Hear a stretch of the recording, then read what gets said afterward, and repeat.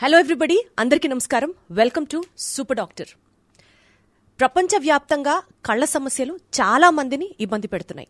Recent statistical data from WHO ఏం చెప్తుందంటే 2.2 billion population in the world కంటి సమస్యలతో బాధపడుతుంటే 20% of the population hails from India. ఈ నేపథ్యంలో ఇంకొక రిపోర్ట్ ప్రకారం 2050 కల్లా ఇద్దరిలో ఒక్కళ్ళకి మయోపియాతో అంటే కళ్ళజోళ్లు వేసుకోవడం కామన్ అవుతుంది అన్నది ఒక అలార్మింగ్ డేటా. సినిమా రంగంలో అయితే కళా తపస్విని డాక్టర్ కె విశ్వనాథ్ గారిని మనం చెప్తూ ఉంటాం. అలాగే అన్ని నయనాల్లో కల్లా అంటే అన్ని సెన్స్ ఆర్గన్స్లో కల్లా కళ్ళు ప్రధానం అని మనం భావిస్తూ ఉంటాం కదా. ఆ కళ్ళకి ప్రాణం పోస్తూ ప్రపంచాన్ని చూసేలా చేస్తున్నటువంటి డాక్టర్ విశ్వనాథ్ గారిని ఈరోజు మన సూపర్ డాక్టర్లో మీకు పరిచయం చేయబోతున్నాను. విశ్వనాథ్ గారు నమస్తే అండి. నమస్కారం అండి దీప్తి గారు. ఎలా ఉన్నారు సార్? బాగున్నాను, థ్యాంక్ యూ. Wonderful sir. బాగున్నారా? చక్కగా ఉన్నాను సార్, చాలా చాలా చాలా బాగున్నాను. Thank you sir. కడప నుంచి మీ యొక్క బేసిక్ ఎడ్యుకేషన్ అంటే ఒక మిడిల్ క్లాస్ ఫ్యామిలీ నుంచి ఉన్నతమైన చదువు, చాలా డిగ్రీలు ఉన్నాయి. మీ ప్రొఫైల్ చూస్తే నాకు తెలిసిన పాయింట్. ఇన్ఫ్యాక్ట్ ఇంత గొప్ప వ్యక్తిని ఈరోజు నేను ఇంటర్వ్యూ చేయడం నిజంగా నాకు అదృష్టంలా భావిస్తున్నాను. Thank you so much for giving me this opportunity. I have to tell you, ఒక హంబుల్ బిగినింగ్ నుంచి ఈ స్థాయికి రీచ్ అవ్వడానికి what was the inspiration sir మీకు? అంటే నేను మెడిసిన్ చేయాలి, నేను ఒక డాక్టర్ అవ్వాలి, ఒక ఆఫ్థమాలజిస్ట్ అవ్వాలి అన్నది మీకున్న ఆ ఇన్స్పిరేషనల్ ఫ్యాక్టర్ ఏంటి సార్? చైల్డ్హుడ్ బేసికలీ మనం చూసుకుంటే హై స్కూల్ ఎడ్యుకేషన్, ఎలిమెంటరీ స్కూల్స్లో మనకేమీ పెద్ద ఇవి ఉండవు, ఆలోచనలు, ఆశలు. హై స్కూల్ చదివేటప్పుడు కూడా ఫస్ట్ ఫ్యూ క్లాసెస్లో 9th 10th వరకు కూడా మనకి ఏమి ఉండవు ఆలోచన. నిజం చెప్పాలంటే మా కాలంలో నేను ఇప్పుడు 75 సంవత్సరాలు. అసలు మీరు అలా ఫస్ట్ కనిపించారు సార్. 75 అంటే ఆశ్చర్యంగా ఉంది. సో మేము చదువుకునే రోజుల్లో అసలు ఏమీ లేవు. This is no media, only All India Radio. అది కూడా మేము ఇది చాలా అరుదుగా మా ఊర్లో కడపలో స్టార్ట్ అవడం చాలా ఆలస్యంగా మొదలైంది. హైదరాబాద్ ఒకటి ఉండేది, ఆకాశవాణి వివిధ భారతి స్టార్ట్ అయింది. అప్పుడు జయమాల ప్రోగ్రాంలు అప్పుడప్పుడు వినేవాళ్ళం అప్పట్లోనే. అంటే ఇంచుమించు 60 సంవత్సరాల కిందట అనుకోండి. మా హై స్కూల్లో టీచర్లు నా ఇన్స్పిరేషన్. నిజం చెప్పాలి అంటే, నువ్వు బాగా మార్కులు వస్తున్నాయి, చదువుకుంటున్నావు. మాకు ఒక డ్రాయింగ్ మాస్టర్ ఉండేవారు, వాట్కిన్స్ అని ఆయన పేరు. Very efficient. ఆయన డ్రాయింగ్ ఎలా ఉందంటే, మా హై స్కూల్లో నేను చదువుకున్నది శ్రీరామకృష్ణ హై స్కూల్ అంటారు, కడపలో అప్పట్లో చాలా వెరీ పాపులర్ స్కూల్ అది. సో హై స్కూల్లో చదువుకున్నప్పుడు మా సీనియర్స్ కొంతమంది ముందుగా పాస్ అయిపోయిన వాళ్ళు ఉంటారు కదా, వాళ్ళందరూ 12th మాది మీకు తెలుసో తెలియదు, ఆ రోజుల్లో 12th క్లాసెస్ ఉండేది, హయ్యర్ సెకండరీ మల్టీపర్పస్ కోర్స్. మా పెద్దవాళ్ళు చెప్తూ ఉంటే వినేదాన్ని. అంటే 12 సంవత్సరాలు స్కూల్లోనే చదువుకుంటాం. 12వ సంవత్సరంలో పాస్ అయిందే ఫైనల్. అంటే మీ రోజుల్లో ఇంటర్మీడియట్ లాగా అనుకోండి. 7th ఉండదు, 10th ఉండదు, సుఖంగా 12th తర్వాతే బయటకు రావాలి. 12th బయటికి రావాలి. అప్పట్లో వచ్చే మార్క్స్ని బట్టే మనకు ఫ్యూచర్ మనం ప్లాన్ చేసుకోవాలి బేసికలీ. అసలు మిడిల్ క్లాసుల్లో ఉంటే ఫ్యూచర్ ప్లానింగ్లు ఏముండవు, అంతా ఆర్థికంతో కూడుకున్నది, డబ్బులతో కూడుకున్నవే ఉంటాయి వాళ్ళకి. ఇంతవరకు చదివించాను ఇంకా చదివించలేననే వాళ్ళు చాలామంది ఉంటారు. సో నాకు ఐడియా ఎలా వచ్చిందంటే, నా ముందు స్టూడెంట్స్ కూడా, మా ముందు బ్యాచ్ల వాళ్ళు కూడా ఒకరిద్దరు ఎక్కడో మెడికల్ కాలేజెస్లో చేరారు, సీట్స్ వచ్చాయి. ఈయన వాట్కిన్స్ అన్నాడు, అరే నువ్వు బాగా చదువుతున్నావు, నువ్వు కార్డియాలజిస్ట్ కా అన్నాడు ఆయన నాకు. ఆ రోజుల్లో ఆయన ఇచ్చిన సలహా అది. నేనేమో అదేం పెద్దగా సీరియస్గా తీసుకోలేదు. అసలు మెడిసిన్కి వెళ్తానో లేదో కూడా నాకు తెలియదు. నా favourite subject is mathematics. So I was always the topper in mathematics. So maths భయం ఉంటే సైన్స్ తీసుకున్నాం అన్న వాళ్ళని ఎక్కువ చూస్తూ ఉండేటివి ఆ రోజుల్లో. హైయర్ సెకండరీ ఈతో మ్యాథమెటిక్స్లో you can have a choice of composite or arithmetic. Okay. But otherwise it's mathematics and natural sciences and physical sciences, that is the group. Plus of course mathematics, composite mathematics అంటే algebra ఇవన్నీ ఉంటాయి కదా, trigonometry అలాంటివి add అవుతాయి అరిథమెటిక్స్లో కాకుండా. So నేను మా naturally mathematics బాగా చేస్తున్నాను కాబట్టి మా కీర్తిశేషులు గురుమూర్తి గారు టీచరు, నేను బాగా చేస్తున్నావు, బాగా you should get first marks in higher secondary final examination ఆయన ప్రోత్సహించేవాళ్ళు. సైన్స్ మామూలుగా చదువుకున్నాం అంతే, నేనేమి దాన్ని అంటే దాని మీద ఎప్పుడూ కాన్సన్ట్రేట్ చేసి అదే పనిగా చదవాలన్న కృషితో ఏం చదువుకోలేదు. చదువుకున్నాం న్యాచురల్ సైన్సెస్, ఫిజికల్ సైన్సెస్ అన్నీ చదివాము. ఆ రోజుల్లో ఏముంది అన్నీ ఇప్పుడు కూడా అప్పట్లో లాగే ఇంచుమించు స్టాండర్డ్ క్వశ్చన్స్, స్టాండర్డ్ చాప్టర్స్ ఉండేటివి, చదివేవాళ్ళం, రాసేవాళ్ళము. ఎవ్రీ ఇయర్ ఒక టాలెంట్ ఎగ్జామినేషన్ అని పెట్టేవాళ్ళు స్కూల్లో, అప్పట్లోనే ఉండేటివి. అవి కూడా బాగానే రాసేవాడిని, చేసేవాడిని. మా స్కూల్ టీచర్లందరికీ నేను ఫేవరెట్ స్టూడెంట్ అయిపోయాను ఆ క్లాస్లో. సరే చూద్దాం, మాకైతే మేము ఆడుతూ పాడుతూనే చదువుకున్నామండి నిజం చెప్పాలంటే. సార్ అప్పట్లో ఇంత కాంపిటీషన్ ఎక్కడుంది సార్? అసలు మనం ముందు ఏం చేద్దాం అనేది ఏమి ఉండదు. మన ఇంట్లో మనం ఉన్నాం, తల్లిదండ్రులు చూసుకుంటున్నారు. నా హైయర్ సెకండరీ కోర్స్ అయిపోయాడు, మా అన్నయ్య అప్పటికే ఇంజనీరింగ్ చేరాడు. నా 12th క్లాస్ అయిపోయేటప్పటికి ఆయన తిరుపతిలో ఎస్వి ఇంజనీరింగ్ కాలేజ్ అని first one of the oldest engineering colleges.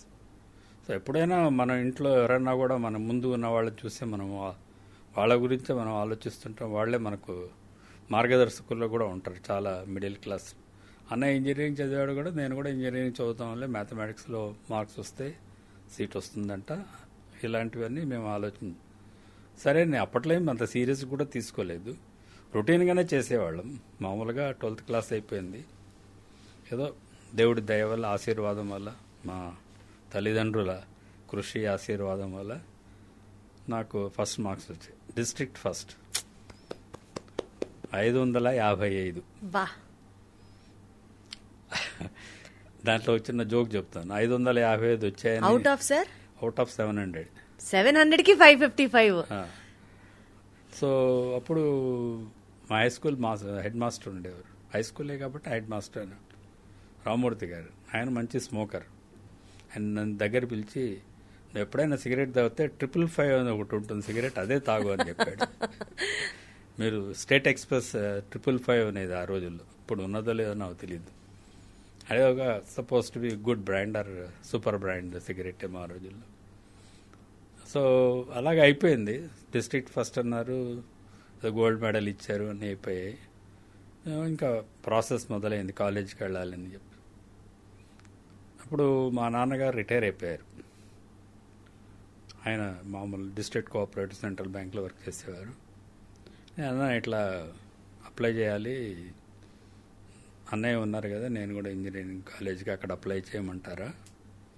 Medical కాలేజీల్లో కూడా, ఇందులో కూడా మార్క్స్ బాగా వచ్చాయి. మ్యాథమెటిక్స్ సార్ అయితే బాగా చెడ్డ తిట్టేశాడు నన్ను, ఎందుకంటే మ్యాథ్స్ కంటే సైన్స్లో ఎక్కువ మార్కులు వచ్చాయి. మళ్ళీ మీకు మ్యాథ్స్ ఫేవరెట్ సబ్జెక్ట్. ఇదేంట్రా ఇట్లా, అందులో 80s వచ్చాయి, ఇందులో ఏమో 75 వచ్చి 6 మార్కులే తేడా. ఆయనకే చాలా కోపం వచ్చింది. ఆయనకి 81 అంతా యావరేజ్ అంటారు మ్యాథ్స్ సైన్సెస్. సో మా టీచర్లు వాళ్ళు అంతా అసెస్ చేస్తారేమో, అంత ముందుకు బ్యాచెస్ వాళ్ళందరికీ 70s వచ్చిన వాళ్ళకి కూడా 70 మార్క్స్ వచ్చిన వాళ్ళకి కూడా ఇంజనీరింగ్ మెడిసిన్ సీట్స్ వస్తున్నాయి కాబట్టి నీకు కూడా వస్తుంది అన్నారు వాళ్ళు. ఆ రోజుల్లో only based on marks. Got it, sir. Got it.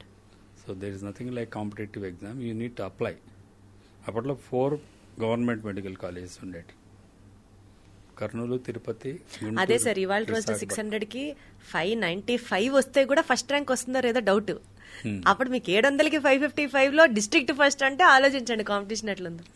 కానీ సార్ మీరు చదివిన కాలేజెస్, యూనివర్సిటీస్ గురించి మాట్లాడితే, right from PGIMER to Chandigarh university to London university, ఇంత మంచి యూనివర్సిటీస్ నుంచి మీరు చదువుకొని బయటికి రావడం మీ కెరియర్ని మీరు షేప్ చేసుకోవడానికి ఒక మార్గదర్శనంలా నిలిచింది అని అంటే ఏం చెప్తారు? మార్గదర్శనం వ్యక్తులుగా లేదు నాకు. ఎలా అంటే ఎప్పటికప్పుడు లాగా బేసికలీ. ఎందుకంటే ప్రతి ముందుకు వెళ్ళడానికి కొన్ని అడ్డంకులు ఉండేవి. మెడిసిన్కి మామూలు మెడికల్ కాలేజ్ అడ్మిషన్స్ అప్లై చేయాలన్నారు, అప్లై చేశాను. ఇంజనీరింగ్ కాలేజీకి వెళ్ళాలి అంటే అప్లై చేశారు. మా నాన్నగారేమో నేను రిటైర్ అయిపోయాను, నేను ఏది ప్రొఫెషనల్ కాలేజెస్ నేను చదివించలేనని చెప్పారు. అప్పటికే అంటే ఏదో ఆయన పూర్వీకులు ఆయన ఆస్తి అనేది సంపాదించినవి అమ్మేశాను, ఉన్న పొలం మీ అన్నయ్య చదువు కోసం, సో నేను చదివించలేకపోవచ్చురా నీ ఇష్టం అన్నారు. ఏదైతే ముందు అయితే అప్లై చేసాము. నాకు ఒక కజిన్ ఉండేవాడు, లేరు శ్రీనివాసన్. అతనిది ఇంచుమించు మేమంతా ఒకే, మా పెద్దనాన్న పిల్లల వాళ్ళు, బ్యాక్గ్రౌండ్ సేమ్. సో అతను కూడా బాగా మంచి మార్క్స్ వచ్చి డాక్టర్ కావాలనుకున్నాడు. తనకి కుదరక రైల్వేస్లో చేరారు. ఆ రోజుల్లో 12th క్లాస్ అయిపోయాక మంచి మార్క్స్ వస్తే రైల్వేస్, పోస్టల్ డిపార్ట్మెంట్ వాళ్ళు ఉద్యోగాలు ఇచ్చేవాళ్ళు.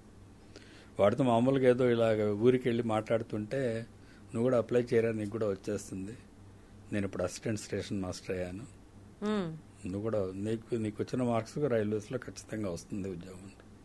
అదొక ఐడియా ఉన్నింది మనసులో. సో మా నాన్నతో అన్నాను, ఇట్లా సీను అన్నాడు, మరి దానికి అప్లై చేయమంటే నాకేం తెలియదు, నువ్వే ఆలోచించుకో అన్నారు. సరే చూద్దాము, అడ్మిషన్లు వచ్చాక కదా. ఈ మెడికల్ కాలేజ్ అడ్మిషన్స్ ఆ 60 సంవత్సరాల నుంచి ఇవాళ వరకు నా ఉద్దేశంలో ఎప్పుడూ లేట్ అవుతాయి. మీరు గమనించారో లేదు? అవును సార్, అవును. ఆ సంవత్సరం వేస్ట్ అయిపోవాల్సిందే. ఆ సంవత్సరం కాదు కానీ మామూలుగా అందరూ మే జూన్లో అడ్మిషన్లు కాలేజీలు స్టార్ట్ అవ్వాలి. అక్టోబర్ నవంబర్ ఇవి దాకా. ఎప్పుడు సెప్టెంబర్ అక్టోబర్ అవుతుంది. మాది కూడా సెప్టెంబర్ అడ్మిషన్. సో అందులో ఏం మార్పులు లేవు. ఎందుకు అవుతున్నాయో ఇలాగా నాకు కూడా తెలియదు, కానీ మొత్తానికి అలా ఉండేది. ఆర్థిక పరిస్థితులను బట్టి చదువులు, ఉద్యోగాలు ఆ రోజులు అంటే ప్రొఫెషనల్ స్టడీస్ ఆర్థికంగా బాగా ఉండేవారే చదువుకోగలిగేవారేమో అన్న ఒక అందరూ మధ్యతరగతి వాళ్ళందరికీ అదే. అంటే నేను ఈ క్వశ్చన్ ఎందుకు అడిగానంటే సార్, మా చిన్నప్పుడు FRCS లండన్ రిటర్న్ అనే డాక్టర్లు కూడా డిగ్రీ పక్కన కంట్రీ నేమ్తో పాటు పెట్టుకునే వాళ్ళు ఉన్నారు. ఇప్పటికీ కూడా ఆ డిగ్రీని ఆ దేశంలో చేశామని నేమ్ బోర్డ్స్ మీద వేయించుకునే వాళ్ళు ఉన్నారు. మీరు లండన్ యూనివర్సిటీ నుంచే చదువుకొని వచ్చారు కాబట్టి ఆ ఇంపాక్ట్ మీ మీద సైకలాజికల్గా, నేను అక్కడికి వెళ్ళి చదువుకున్నాను కానీ వచ్చే పేషెంట్స్ మిమ్మల్ని వాల్యూ చేసే విధానంలో కానీ, did you find that difference? I don't think so. Really sir? Absolutely. Oh, because I never, మీరు అంటున్నట్టు అలా అడ్వర్టైజ్ చేసుకోలేదు. ఫస్ట్ ఆఫ్ ఆల్ ఇవన్నీ ఆపర్చునిటీస్ వచ్చినప్పుడు నేను వాటిని సదవకాశంగా మార్చుకున్నాను, నిజం చెప్పాలి అంటే. సో కాలేజీలో చేరడం అనేది కూడా చాలా కష్టం మీద చేరాను. మెడికల్ కాలేజ్ ఇంజనీరింగ్ అడ్మిషన్ వచ్చేసింది, జూన్ కల్లా సీట్ వచ్చింది, వెళ్ళాలి. మా అన్నయ్య అన్నాడు, వద్దు చేరొద్దు, నువ్వు మెడికల్ కాలేజ్ అడ్మిషన్ అనౌన్స్ చేసేంత వరకు వెయిట్ చేయాలి. సరే వెయిట్ చేద్దాం అనుకున్నాను. ఏదైనా కూడా చివరికి మా ఊర్లో ఉన్న గవర్నమెంట్ ఆర్ట్స్ కాలేజీలో ఖచ్చితంగా చేరవచ్చు, BSc BO ఇదే నాకు తెలిసింది. ఇది ఇలాగైనా అక్కడ అయితే రోజు వెళ్ళటం రావడం సులభం అని. సరే చెబుతున్నాను, మాకెప్పుడు ఇట్లాగా ఇది చేయాలి ఇది చేయాలని మా రోజుల్లో లేవు అనుకుంటాను నా ఉద్దేశం. మరి నాకైతే మిగిలిన వాళ్ళ సంగతి తెలియదు, కానీ మా బ్యాచ్లో ఇద్దరికి అడ్మిషన్స్ వచ్చాయి మెడికల్ కాలేజ్. అతను ముస్లింకి, అబ్బాయి ఇక్కడ గల్ఫ్లో ఉన్నాడు ఇప్పుడు. సో వచ్చాయి అడ్మిషన్స్. మా నాన్న, ఎట్లా వెళ్తావురా, చెప్పాను కదా ఆర్థికంగా మనము నిన్ను అక్కడ చదివించలేము. ఇందులో ఒక విషయం మీకు చెప్పాలి. ప్రొఫెషనల్ కాలేజ్ ఎడ్యుకేషన్స్ ఎందుకు ఎక్స్పెన్సివ్? మీరు ఈ ప్రశ్న అడగవచ్చున్నాను. అంటే అక్కడ కూడా ఫ్రీ సీట్ ఉంది కదా సార్? ఫ్రీ సీటు ఉంది, పేమెంట్ సీటు ఉంది. అక్కడ ఆ రోజుల్లో అసలు ప్రైవేట్ మెడికల్ కాలేజెస్ లేవు. సో ఓన్లీ టాలెంట్ పరంగానే సీట్ రావాలి. ఎక్కడ ఖర్చు? అందరు ఇదే అనుకుంటారు. నేను చెబుతున్నాను చూడండి సీక్రెట్. గవర్నమెంట్ కాలేజెస్ లో ఫీజులు ఎక్కువగా లేవు. అవును, నేను కట్టింది 120 రూపాయలు, 120 రూపీస్ పర్ యానం ఫీజు. మరి ఎక్కడ ఖర్చు ఉంది? 5 సంవత్సరాలు చదివినా 6 సంవత్సరాలు చదివినా 1000 రూపాయల లోపే. బుక్స్ సార్, బుక్స్ ఎవరు చదువు కొనుక్కోరండి మెడికల్ కాలేజీల్లో, చాలా ఎక్స్పెన్సివ్. లైబ్రరీలో ఉంటాయి. బాగా రిచ్ ఉన్న వాళ్ళు ఎవరన్నా కొనుక్కుంటారేమో కానీ నేను ఒక పుస్తకం కొనుక్కున్నాను 6 సంవత్సరాలు. గొప్పవాళ్ళు సార్. అసలు పుస్తకమే కొనుక్కోలేదు, లైబ్రరీలో కూర్చొని చదువుకునేవాళ్ళు. సో అంటే నీది ఇంపార్టెంట్ డెవలప్మెంట్ చెబుతున్నాను. నాకు అడ్మిషన్ నేను చేయలేనని చెప్పేశారు మా నాన్నగారు. నీ ఇష్టం, నువ్వు ఆలోచన చేసుకో, ఇక్కడే చేరు, బీఎస్సీ బిఏ ఏదో ఒకటి వస్తుంది చేరు అన్నారు. అప్పుడు మా మేనమామ గారు ఉండేవారు. ఆయన ఒక ప్రైవేట్ కంపెనీలో వర్క్ చేసేవారు. ఆయన వండుకొని నాకు ఒక ఫిలాంథ్రఫర్ తెలిసిన ఆయన ఉన్నారు, ఆయన కలుద్దాము, వెళ్దాము అని చెప్పారు. రామచంద్రారెడ్డి గారని ఒక ఆయన పెద్ద మనిషి ఉండేవారు. వెళ్ళి కలుద్దాం రా ఒకసారి, అడుగుదాము, ఆయన సహాయం చేస్తారు. ఆయన చాలా గొప్ప వ్యక్తి. ఎందుకు చెప్పాలి అంటే ఆయన ఒక మాట చెప్పాడు, బాబు నేను నీకు 1000 రూపాయలు ఇస్తాను సంవత్సరానికి, కానీ 1 సంవత్సరమే ఇస్తాను. ఆ సంవత్సరం లోపల నువ్వు ఏదో ఒకటి స్కాలర్షిప్ ఏదో ఒకటి సంపాదించుకోవాలి. 1000 రూపాయల్లో నువ్వు 1 year వరకు నేను సపోర్ట్ ఇస్తాను అంతే అన్నారు. అది నాకు అర్థం అవ్వలేదు ఎందుకు ఇట్లా అన్నారని. మొత్తం 5 years కోర్సు. 5 years course. సరే మా ప్రిన్సిపాల్ గారు అన్నారు, నీకు because your district first you will sure to get a scholarship, merit scholarship వచ్చేసింది. ఇలా నేషనల్ మెరిట్ స్కాలర్షిప్ ఇచ్చారు. 1000 రూపాయలు ఇస్తారు, అది కరెక్ట్.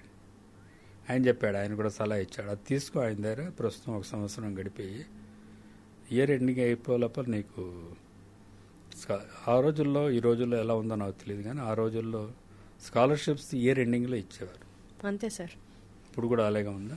ముందే ఇస్తే బహుశా స్టూడెంట్స్ డబ్బులు తీసుకొని పారిపోతారని గవర్నమెంట్ భ్రమ ఏమో తెలియదు, ఉండవచ్చు, అది కూడా ఫ్యాక్ట్. సో ఆ రోజుల్లో అప్పుడు అలాగే ఇచ్చేవారు. అప్లై చేసుకుని స్కాలర్షిప్ ఆయనే అప్లికేషన్ ఫిల్అప్ చేసి ఇచ్చారు. మా ప్రిన్సిపాల్ గారు పంపించాము. సరే ఇది 1000 రూపాయలు వచ్చింది, దొరికింది కదా, 1000 రూపాయలు ఆయన 100 పంపిస్తానన్నారు. 10 నెలలు ముందుగా 1000 రూపాయలు ఇవ్వనన్నారు. సో 100 రూపాయల కోసం ఎదురు చూసేవాడిని. 2 జతల బట్టలు. You don't believe, I went with half pants or knickers అనేవాళ్ళం ఆ రోజుల్లో. To medical college. First trouser కుట్టించుకున్నాను, 2 ట్రౌజర్లు. షూ కూడా ఎలా ఉండేదంటే పోలీస్ బూట్లు అనేవాళ్ళు. I don't know whether it's దాన్ని అనొచ్చు అనకూడదు, పోలీసు వాళ్ళు కోప్పడతారేమో. రౌండ్గా, పెద్దగా, లావుగా, మోడర్న్గా ఉండేవి కాదు. షూ వేసుకోకపోతే ప్రిన్సిపాల్ గారు ఒప్పుకునేవారు కాదు. కాలేజీలో కంపల్సరీగా స్టూడెంట్స్ అందరూ షూతో రావాలి.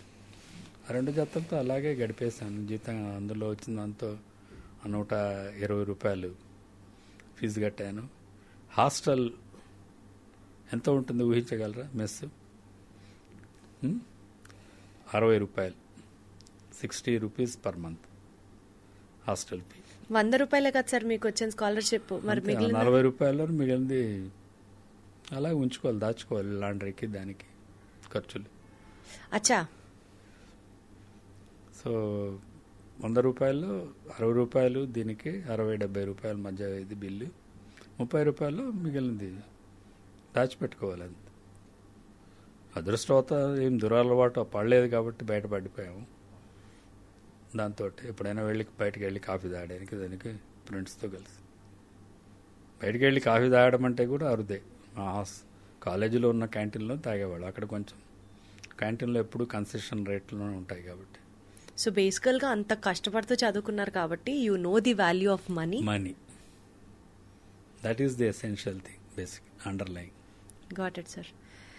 సార్ ప్రాబబుల్లీ ఎన్నో లైఫ్ లెసన్స్ మిమ్మల్ని ఇంటర్వ్యూ చేస్తూ ఉంటే తెలుసుకోవచ్చు. అంటే ఈ జనరేషన్ నార్మల్ స్టూడెంట్స్కి తెలుసుకోవడం, నార్మల్ మనుషులు తెలుసుకోవడం ఒక లెక్క అయితే, ప్రాబబుల్లీ మెడికోస్కి చాలా చాలా చాలా ఒక గైడెడ్ పాత్ లాగా ఉంటుందేమో మీరు మాట్లాడుతూ ఉంటే లైఫ్ లెసన్స్ గురించి అనిపిస్తోంది నాకు. But since we have to also equally focus on the subject what we are talking today, I'm getting back into that subject, sir. Sir, eye problems, I issues అని అంటే ఇవాళ రేపటి రోజుల్లో బ్లూ లైట్ ఎమిట్ అవ్వడం వల్ల కంటికి చాలా ప్రమాదం. అది ఎంత ప్రమాదమైన స్థాయికి వెళ్తోందా అన్నది జనాలు ఆలోచించుకోవడం మానేసి, probably you have to let it know, కళ్ళజోడు పెట్టేసుకొని బ్లూ లైట్ కోసం షేడ్స్ అంటే ప్రొటెక్టర్స్ కళ్ళజోడికి యాడ్ చేసుకుంటే ఎన్ని గంటలు బ్లూ లైట్ ఎమిట్ అయినా పర్లా. కళ్ళజోళ్లకి బ్లూ లైట్ ప్రొటెక్షన్ గ్లాసెస్ పెట్టుకోవడం ఒక ఎత్తు అయితే, సెల్ ఫోన్ దగ్గర నుంచి ల్యాప్టాప్స్ దగ్గర నుంచి స్క్రీన్స్ ఏదైతే ఉంటాయో వాటన్నిటికీ కూడా బ్లూ లైట్ ప్రొటెక్షన్ చేసేస్తున్నారు. అంటే ఎమిట్ అయ్యే లైట్ ఇంకా బ్లూ లైట్ ఉండదన్నమాట, మన కంటికి మంచి లైట్ వస్తుంది. Is it safe sir, or how do we have to overcome this? అసలు నిజంగా ఈ బ్లూ లైట్ ప్రొటెక్టింగ్ గ్లాసెస్ పనిచేస్తాయా is my point first. I think we should go back to what is the blue light and how is it related to eyes. Okay, blue light కంటికి ఏం సంబంధం? Wonderful sir, correct. అది ఉంటేనే కదా దాని గురించి. దాని వల్లే ప్రమాదం అని మాట్లాడుకుంటున్నాం. అసలు బ్లూ లైట్ అంటే ఏంటో తెలియాలి. బ్లూలో ఉన్న ultraviolet rays okay or they can damage the surface of the కన్ను పైన భాగానికి, దాని మీద కొంత డ్యామేజ్ రావచ్చు. కంటి వెనకాల రెటీనా ఉంటుంది. మనకు రెటీనా అనేది కంటి యొక్క దాని ఆర్గన్ చెక్ చేసుకుంటా అవయం ఎలా ఉంటుందంటే, కన్ను అనేది ఒక కెమెరా. నేను చెప్పేది అందరికీ, కెమెరాకి ఒక కార్డ్ ఉంటుంది, కెమెరాకి ముందు లెన్సెస్ ఉంటాయి. లెన్సెస్ అనేటివి ఏమిటంటే కంటి ముందు మనకు ఒక నలుపుగా ఉంటాయి మన కళ్ళన్నీ. అది నలుపు కాదు కదా, మరి అసలు ఈ ఫ్యాక్ట్ కూడా చాలా మందికి తెలియదు. నల్లగుడ్డు అంటాం. నలుపుదనం ఎక్కడ ఉన్నది? నలుపుదనం కంటి పాపలో ఉన్నది. మన పైన కనిపించే నలుపు అనేది it's a transparent layer. Okay, me watch glass, ఇప్పుడు మీరు వేసుకున్న వాచ్ గ్లాస్ గ్లాస్ బ్రౌన్ కాదు కదా. గ్లాస్ బ్రౌన్ కాదు, correct. Glass is a clear glass. దాని వెనకాల ఉన్న బ్యాక్ డ్రాప్ బ్రౌన్. అలాగే నల్లగుడ్డుకు వెనక ఉన్న బ్యాక్గ్రౌండ్ ఐరిస్, మధ్యలో కంటిపాప ఉంటుంది. సో ఈ ఐరిస్ మనకు ఏషియన్స్ అందరికీ, Caucasians whatever you call them, black, brown, dark, వీటిలో షేడ్స్లో ఉంటుంది. డార్క్ బ్రౌన్ ఉండవచ్చు, బ్లాక్ ఉండవచ్చు. వెస్ట్రన్ కంట్రీస్లో ఉన్న వాళ్ళందరికీ గ్రీన్, బ్లూ ఉంటాయి. ఎల్లో కలర్స్ అంటే ఏమి ఉండవు, అవన్నీ కాంటాక్ట్ లెన్సులు పెట్టుకున్నవే ఉంటాయి. గ్రీన్, బ్లూ, ఇక్కడైతే dark red, dark black or brown. ఈ కలర్స్ మన ఐరిస్ కలర్స్. మనకు పిగ్మెంట్ ఎక్కువ శరీరంలో. మనం ఎందుకు డార్క్గా ఉన్నాము? శరీరంలో మనకు మెలనిన్ అనే పిగ్మెంట్ ఎక్కువ ఉంటుంది. సో మన శరీరంలో ఆ పిగ్మెంట్ని బట్టి మన స్కిన్ కలర్ ఉంటుంది. తక్కువ ఉంటే తక్కువ, పూర్తిగా పోతే విటిలిగో, ల్యూకోడర్మా. పూర్తిగా శరీరం అంతా పూర్తిగా ల్యూకోడర్మా, విటిలిగో ఉన్నవాళ్ళు ఫారినర్ ఏమో అనుకుంటారు వాళ్ళని చూస్తే. Correct sir. వాళ్ళ జుట్టు కూడా రెడ్గా ఉంటుంది కాబట్టి. సో కలర్ని బట్టి అలా వస్తుంది. సో ఆ లెన్సెస్ అనేటివి ముఖ్యం మన కంటికి. కెమెరాకి లెన్స్ పాడవుతే there is no image creation behind. అది డిజిటల్దైనా కానివ్వండి, వాట్ ఎవర్ రెగ్యులర్ ఫిల్మ్స్ అయినా కానివ్వండి, పోలరాయిడ్ కానివ్వండి, దాని మీద పడే ఇమేజ్ మన ముందు ఉన్న కన్ను కార్నియా లోపల ఒక లెన్స్, క్రిస్టలైన్ లెన్స్ ఉంటుంది. Beautiful lens made by the God that has got a condensing power of both together. It's about 60 diopters power. అంటే ఒక 60 diopters కాన్వెక్స్ లెన్స్ మన కంటి ముందు ఉన్నది. అది any images can be that will create an image on the retina. ఇమేజ్ని optic nerve ద్వారా మెదడు వెనకాల భాగానికి పంపిస్తుంది. దేవుడు ఎంత బాగా సృష్టించాడు చూడండి. కన్ను ముందు పెట్టాడు, కంటి చూపు తెలివి వెనక్కి పెట్టాడు. ఆక్సిపిటల్ కార్టెక్స్ అంటాం. అక్కడికి వెళ్ళాక అక్కడే అదేం గ్రహించదు. అది ఆ ఇమేజ్ని మళ్ళీ ముందు ఫ్రంటల్ కార్టెక్స్ కు పంపిస్తుంది, ఫ్రంటల్ బ్రెయిన్కి. ఈ ఇమేజ్ ఏమిటో నువ్వు చెప్పు అని. ఎంత కోఆర్డినేషన్ చూడండి సార్, ఎంత కోఆర్డినేషన్. సో ఇంత కాంప్లికేటెడ్ విజన్ని కళ్ళు కంటితో చూస్తున్నాం అని అనుకోవడం మనం తప్పు. మనం చూస్తుందల్లా మెదడుతోటి. మెదడు సూపర్ కంప్యూటర్, ఎవరు క్రియేట్ చేయలేరు ప్రపంచంలో. It can never be imitated. Take it from me, because it's not at understood. I don't know how many billions of cells are there. Each cell has got an activity designed to do. Great. Understand, Almighty sir. is great. So ఇప్పుడు blue light అనేది blue light అనేది lens మీద పడ్డప్పుడు దాని మీద కొంత erosions రావచ్చు కొంతమందికి. అచ్చా. తర్వాత ఎక్కువ కాన్సన్ట్రేటెడ్గా రెటీనా మీద పడ్డప్పుడు కూడా రెటీనాలో మధ్య భాగంలో మ్యాకులా మీద దాని ఎఫెక్ట్ రావచ్చు. సో ఈ రెండు అల్ట్రావైలెట్, ఇన్ఫ్రారెడ్, ఇవి రెండు కంటికి మంచిది కాదు. అచ్చా, అందుకనేనా సార్ అల్ట్రావైలెట్ రేస్ అంటే మరి ఫోన్లు ల్యాప్టాప్లో చూస్తే ఎందుకు వస్తాయా అనుకున్నా. ఎండలోకి వెళ్తే ultraviolet rays, because of the gadgets you get the infrared rays, అంతేగా సార్? అందుకే I don't see any reasoning basically by see all the gadgets, most of the gadgets we can say they are inbuilt with the protection from the ultraviolet rays. All the screens today's market original గా వచ్చినప్పుడు అప్పుడు TV screen కూడా చూడవద్దని చెప్పేవారు. మీకు TV ఎప్పుడు వచ్చిందో మీకు గుర్తుందో లేదో కానీ ఒక 40 ఏళ్ల కిందట 1984 టీవీ వాజ్ ఇన్వెంటెడ్. 40 ఏళ్ల కిందట వచ్చింది టీవీ. అప్పట్లో టీవీ కూడా ఎక్కువ చేస్తే అది కూడా నీకు అల్ట్రావైలెట్ రేస్ వస్తుందనేవారు. తర్వాత మారిపోయాయి. అంటే సార్ ఇప్పుడు ఈ ప్రొటెక్షన్ గ్లాసెస్ పెట్టుకోవడం వల్ల హామ్ ని మనం తగ్గించిన వాళ్ళం అవుతామా? ప్రొటెక్షన్ లో ఏమవుతుందంటే it's becoming more of human psych పైన కమర్షియల్ యాక్టివిటీ ఎక్కువైంది. ఓకే, అంటే రిసర్చ్ పరంగా ultraviolet, infrared rays are not good for the eyes if they are exposed to very large extent. You will get smarting sensation అంటాం, అంటే కంట్లో ఏదో గుచ్చుకుంటున్న feeling. Ultraviolet rays cornea మీద పడవచ్చు, ఇన్ఫ్రారెడ్ రేస్ పడవచ్చు, వెనకాల రెటినా మీద పడవచ్చు. కానీ retina will regenerate fast. Constant గా డ్యామేజ్ ఉండదు. The only ultraviolet, infrared rays which can damage the eyes looking at the sun. Sun gazing is bad. Understand sir. Sir ఇప్పుడు సో రిసర్చ్ పరంగా మనకి blue light protective glasses will not fetch any advantage. That's what you wanted to tell. The ordinary blue light cut down చేస్తుంది కానీ ultraviolet, even the spectacles you can have ultraviolet coating and protection coating basic. So దానివల్ల use ఉండదు పెద్దగా అన్నది మీరు చెప్పే point. Blue light will be more say incisive than the ordinary light. You have got a spectrum of the light. Correct, sir. Vibgayar, you know those things. All 7 colors in the rainbow. All colors. Got it, sir. So, వాటిల్లో ఉన్న blue, red are more incisive. Going in further ultra level or infra levels, they can cause the damage to the eye. అంతేగాని ఇవన్నీ మిగిలినవన్నీ commercial. So చక్కగా blue light glasses పెట్టేసుకొని రాత్రంతా ఫోన్లు చూడొచ్చు, హ్యాపీగా ఎండలోకి వెళ్ళొచ్చు, ఇలాంటివన్నీ ఉడకవు.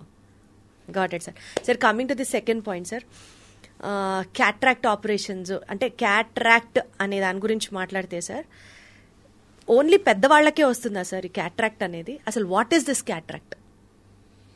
మీకు ఇందాకే లెన్స్ చెప్పానా, 2 లెన్సెస్ ఉన్నాయి కంటి ముందు భాగం ఉన్నది convex lens, simple convex, or you can say plane, convex, simple convex. One is other is by convex.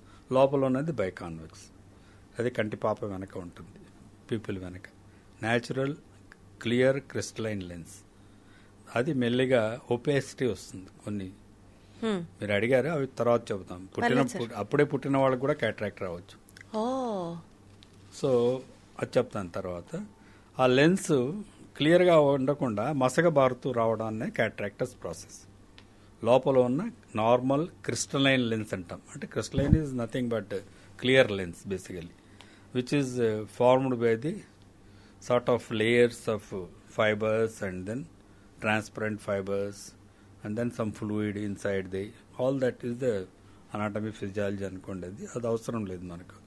అంటే you can see through and it will also condense and it is moldable lens, not a fixed lens like a fixed camera. Auto focusing lens. మనం దూరం చూసి దగ్గర చూడంగానే 2 క్లియర్గా ఉంటాయి. కెమెరాలు అలా కాదు కదా, ఇప్పుడు వస్తున్నాయేమో కానీ బట్ ఇప్పుడు కూడా అట్లేదు సార్, మనం ఫోకస్ సెట్ చేసుకోవాలి. సెట్ చేసుకోవాలి కదా. So how great the god he's given you an auto focus lens which cannot be duplicated. I don't know whether camera వాళ్ళు చెప్పాలి. అంత క్విక్గా ఆటో ఫోకస్ అయ్యే లెన్సెస్ ఎక్కడైనా ఉన్నాయా? లేవు. సో అంత క్విక్గా దాన్ని అకామిడేషన్ అంటాం ఆటో ఫోకస్. ఈ లెన్స్ క్లారిటీ కొన్ని డిసీజెస్లో అది ఒపేక్ కావచ్చు. న్యాచురల్ ఏజింగ్ ప్రాసెస్లో around 60 years of the age అది ఆ ఫైబర్స్ అవన్నీ కొంత they lose their transparency, they may become slightly blackish or brown, which is called natural ప్రాసెస్లో స్క్లీరోసిస్ అంటాం. అంటే sclerosis of the every structure will become slightly degenerated. అవి అలాగే మెల్లిగా ఆ బ్లాక్ బ్రౌన్ నుంచి they may become white. So అప్పుడు transparency తగ్గుతూ వస్తుంది. అంటే సార్ 40 years లో క్యాట్రాక్ట్ రావాల్సింది ఎగ్జాంపుల్ చెప్తున్నాం, 50 years లోనో 60 years లోకి ఎక్స్టెండ్ చేసుకోవచ్చు, కానీ sclerosis of that particular nerve or organ or what do you call lens normal lens sclerosis of the lens is unpreventable is what you say after the age of 60 aging process it may not totally become white acha but it starts causing a problem in your transparency. Say for example at my age, touch wood, I have not developed a cataract but అద్భుతం. so అంటే ఇప్పుడు మీ secret ఏంటో చెప్పండి sir. Cataract రాకుండా ఉండాలంటే ఏం చేయాలో చెప్పాలి. healthy lifestyle, healthy life food, style, exercise. Less screen టైమా sir? Screen time, we are never addicted to phones. In fact, I hate my phone. To tell you very frank, it's more disturbing. But I watch TV. All OTT platforms I know. అరే వా. Got it, sir. So watching doesn't affect the eyes. Eyes have been given to watch, to see. How can say? Only thing is, మీకు చెప్పాను కదా auto focus ఉందని, అది కూడా it's very thin muscle. దానికి కొంచెం రెస్ట్ ఇవ్వాలి కదా, టైర్ అయిపోతుంది కదా. సో కొంచెంసేపు కళ్ళు మూసుకోండి, కాన్స్టెంట్గా చూడకండి. That's what we advise even to the people who are present day information technology. So they come with computer vision syndrome అని మా వాళ్ళు కూడా ఒక పేరు పెట్టారు. అదేం there is nothing like a big syndrome అంటూ ఏం లేదు అందులో. Computer constantly watching, your eye muscles are getting tired. So you close for 5-10 minutes, that amount of rest. నేను రాశాను సార్, ఇప్పుడు మీరు చెప్పే పాయింట్లన్నీ మిత్స్ లో రాశాను, so that will also break all those myths. ఎంతసేపు స్క్రీన్ చూడొచ్చు, ఎంతసేపు టీవీ చూడొచ్చు, విల్ టాక్ అబౌట్ ఇట్. ఎంతసేపు అనేది ఎక్కడ లిమిటేషన్ లేదు. As much as your eyes can tolerate, you can do it. Okay. So equally ఒక యాంటీడోట్ చెప్తారు కదా సార్ డాక్టర్స్ అంటే, సరే ఒక 1 hour టీవీ చూస్తే ఒక 10 నిమిషాలు రెస్ట్ ఇవ్వు టైప్ లో చెప్తే బ్యాలెన్స్ అయిపోతుంది. అదే it depends on how you feel about it. Use individuals okay, I mean as you said every 2 hours you can take rest a break for 5-10 minutes and then divert. Don't constantly seeing constant activity for that muscle. Got it sir. Sir దేశంలోనే మొట్టమొదటిసారిగా diabetic రెటినోపతికి సంబంధించి చేసిన research మీదే అని విన్నాను. What does that stand for sir? Diabetic retinopathy, diabetic పేరులోనే ఉంది, sugar ఉన్న వాళ్ళకి డయాబెటిక్ రెటినోపతి వస్తుంది. అంతవరకు వేగ్గా we have an understanding basically, but what does diabetic retinopathy stand for? Podcast time ఎక్కువైపోతుంది మాట్లాడాలంటే. I love to talk on that. మీరు అడిగిన క్యాట్రాక్ట్ మీకు అర్థమైపోయింది? అర్థమైంది సార్. ఆ క్యాట్రాక్ట్స్ కూడా డయాబెటీస్ వల్ల త్వరగా రావచ్చు. అక్కడి నుంచే స్టార్ట్ చేద్దాం. Diabetes is a metabolic disease basically. Correct. It's not a disease, metabolic disorder. Very well said sir. Okay. మన శరీరంలో మనం తినే ఆహారంలో కార్బోహైడ్రేట్స్ గ్లూకోజుగా మారుతుంది శరీరంలో. గ్లూకోజు మన శరీరానికి అవసరం, ఎనర్జీ ఇవ్వాలి. Every cell requires glucose. Every single billions of cells what we have. So, it will give glucose as well as oxygen. Atla through the blood. So, diabetes ఎందుకు వస్తున్నది? మీరు తినే ఆహారంలో ఎనర్జైజ్ చేయడం అంటే గ్లూకోజ్ని ఖర్చు చేయడం అనేది ఒక ఇన్సులిన్ అనే ఒక ఎంజైమ్ ఉంటుంది మనకు. Insulin resistance diabetes develops. Insulin resistance ఏమి కాదు, అది కూడా అది ఒక కండిషన్. అది ఇన్సులిన్ అనేది సహజంగా మనకు శరీరంలో ఉండాలి ఎంజైమ్. మనకు సలైవా ఉన్నట్టు, గ్యాస్ట్రిక్ జ్యూసెస్ ఉన్నట్టు అది కూడా ప్యాంక్రియాస్ నుంచి వస్తుంది మనకి. అందులోంచి అది బయటికి రావాలి, వచ్చి మనం తిన్న ఆహారంలో గ్లూకోజ్నంతా ఎనర్జైజ్ చేసేస్తుంది, ఖర్చు చేస్తుంది. కొంత ఎక్కడెక్కడ గ్లూకోజ్ పంపించాలో అక్కడంతా ఆ సెల్స్కి అంతా ఇన్సులిన్ కూడా కొద్ది కొద్దిగా వెళ్ళి ఖర్చు చేసి యాక్టివ్గా పెడుతుంది. ఇన్సులిన్ తగ్గిపోతే ఏమవుతుంది, ఖర్చు అవ్వాల్సిన గ్లూకోజు మిగిలిపోతూ వస్తుంది రక్తంలో. ఆ స్టేటస్సే డయాబెటీస్ మెలిటస్ అంటారు. ఇన్సులిన్ ఎందుకు తగ్గిపోతుందంటే వంశపారంపర్యంగా అది ఒక ఇట్ హ్యాస్ బీన్ ఏమంటారు జెనెటిక్ కోడింగ్ ఉంటుంది శరీరంలో కూడా. వంశపారంపర్యంలో వచ్చే జబ్బుల్లో అవే ముఖ్యం బేసికలీ. ఆ కోడింగ్ ప్రకారం కొద్ది రోజుల తర్వాత ఇన్సులిన్ ప్రొడక్షన్ తగ్గిపోతూ వస్తుంది. కొంతమంది సహజంగా అంటే అందులో రెండు మూడు టైప్స్ ఉంటాయి. పుట్టినప్పుడు కూడా రావచ్చు, అది పక్కన పెడదాము.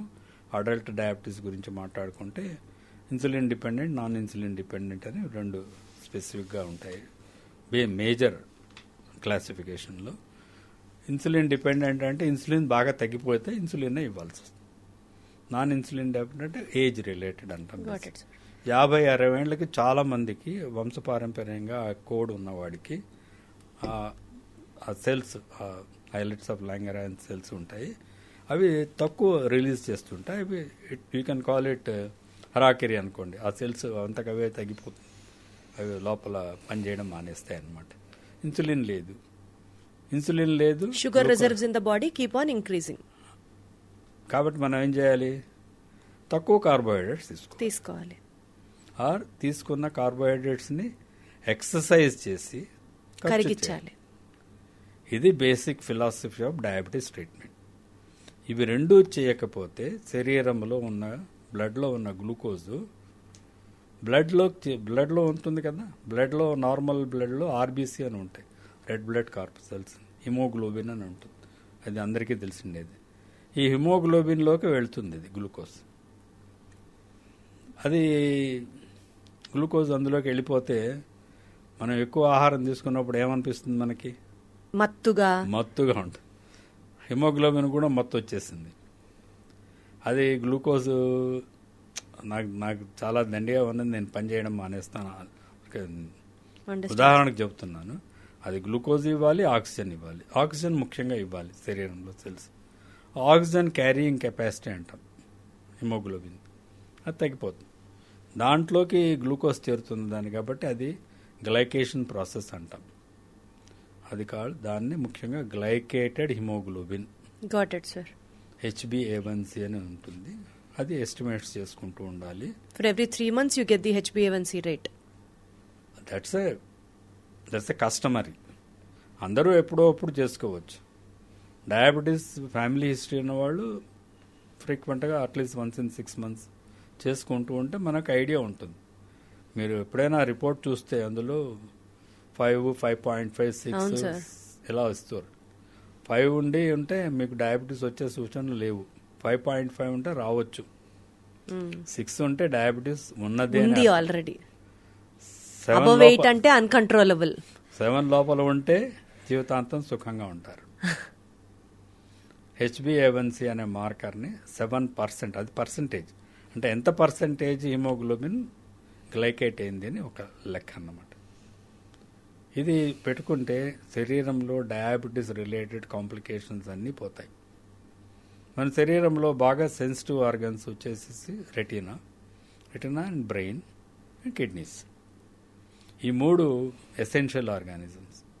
సో ఈ ఆర్గన్స్లో ఈ ఆక్సిజన్ సప్లై తగ్గిపోయే కొద్దీ అవి they start protecting themselves.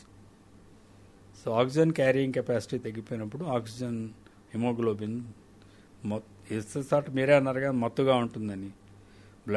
Blood flow కూడా అందులో అంటే we call it hyper viscosity అంటాం. సాంద్రత ఎక్కువైపోతుంది. రక్త ప్రసరణ మెల్లిగా ఉంటుంది. రక్తనాళాలు మూసుకుపోతుంటాయి. ఇవి చిన్నవి కేశనాళికలు, క్యాపిలరీస్, అవి మూసుకుపోతుంటాయి. రక్తనాళాలు చిట్లుతాయి. ఇవన్నీ retina is nothing but brain, nervous tissue. Kidney is of course toxins and glucose basically అన్ని బయటికి పంపించేస్తుంటుంది. సో అక్కడ కూడా ఫెయిల్యూర్ అవుతుంది ఆ ఫిల్టరేషన్ ప్రాసెస్. సో గ్లూకోజ్ లాగా బయటికి వెళ్ళిపోతుంటుంది. అందుకే యూరిన్లో షుగర్ ఉందా అని టెస్ట్ చేస్తారు. షుగర్ నార్మల్గా ఉండకూడదు, అది ఖర్చు అవ్వాలి. కిడ్నీలో కూడా, కిడ్నీకి కూడా అది అవసరం. ఖర్చు అవ్వకుండా ఫిల్టరింగ్ ఉంటాయి, ఛానల్స్ ఉంటాయి. ఫిల్టరింగ్ ఛానల్స్, ఫిల్టరేషన్ రేట్స్ అన్నీ దెబ్బతింటూ ఉంటాయి. సో అది బయటకు వచ్చేస్తుంటుంది. సో ఈ 3 ఎసెన్షియల్ ఆర్గన్స్ మీద దాని ఎక్కువ ఒత్తిడి ఉంటుంది. ఆక్సిజన్ కావాలి, గ్లూకోజ్ కావాలి, ఇవన్నీ డీరేంజ్ అయిపోతున్నాయి. ఈ మెటబాలిక్ స్టేటస్ను డయాబెటీస్ మెలిటస్ అంటారు. సో ఇప్పుడు మనకు పెథోజెనిసిస్ అంటాం, అంటే ఎందుకు డ్యామేజ్ అవుతున్నాయని తెలుస్తున్నాయి కాబట్టి. రెటినా అఫెక్ట్ అయితే ఏమవుతుంది, విజన్ దెబ్బతింది. రెటినాలో సెంట్రల్ ఏరియాలో ఊజ్ అవుతుంది ఫ్లూయిడ్, మ్యాకులోపతి అంటాం. విజన్ డిస్టర్బ్ అయిపోతుంది, స్మాల్ లెటర్స్ కనిపించకపోవచ్చు, గ్రాస్గా విజన్ కనిపిస్తుంటుంది. 40-50 ఏళ్ల వాళ్ళకి జబ్బు వచ్చింది అనుకుందాం, డయాబెటిక్ రెటినోపతి, రాకూడదు. వస్తే ఏమవుతుంది, వాడు చదవలేడు, రాయలేడు. 40-50 ఏళ్ల జీవితం మనిషిలో చాలా ఇంపార్టెంట్ స్టేజ్. 40-50 ఏళ్ళకి వాడికి సంసారంలో బాధ్యతలు చాలా ఉంటాయి. పిల్లలు చదువుకొని పైకి వస్తుంటారు, ఆడపిల్లలకి పెళ్ళిళ్ళు చేయాలి. వాడు ఉద్యోగం సరిగా చేసుకోలేకపోతే ఉద్యోగం పోతుంది. సో బేసికలీ దీన్ని మనం కంట్రోల్ చేయడానికి షుగర్ అసలు ఫస్ట్ ఆఫ్ ఆల్ రాకూడదు, వచ్చినా కంట్రోల్లో పెట్టుకోవాలి. HbA1c less than 7 రాకూడదు అనేది లేదు. I don't agree on those. రాకూడదని మీరు నేను అనలేం. Your body is coded genetically to develop. Delay చేయొచ్చు, ఆన్సర్ డిలే చేయొచ్చు. Okay sir, that is important. Got it sir. Sir బేసికల్గా డయాబెటిక్ రెటినోపతి మాట్లాడడం, రెటినోపతి వచ్చింది కాబట్టి my next question, retinopathy of prematurity, ROP, చిన్నపిల్లల్లో వచ్చే కంటి సమస్యలలో ఇది చాలా ప్రధానమైనది and also very dangerous. So what is this ROP అని కానీ వైద్యులు యాజ్ వెల్ యాజ్ పేరెంట్స్ ఎలాంటి జాగ్రత్తలు తీసుకోవాలి, నేర్పించాలి అని అంటే ఏం చెప్తారు? To start with, what is ROP, retinopathy of prematurity అంటే ఏంటి? ప్రీమెచ్యూరిటీ అంటే మీకేం అర్థమైంది? Prematurity in the sense, mature complete గా అవ్వలేదు, the organ is not matured enough to function at its peak. Prematurity of a child అంటే ఏమిటి అర్థం? మేబీ బ్రెయిన్ సరిగ్గా, కరెక్ట్ సార్, బ్రెయిన్ సరి, ఐ మీన్ మీరు ఎప్పుడైనా as a lady you should understand that basic growth సరిగ్గా జరగట్లేదు, timely markers reach అవ్వట్లేదు, ప్రీమెచ్యూరిటీ. అది కూడా కాదు.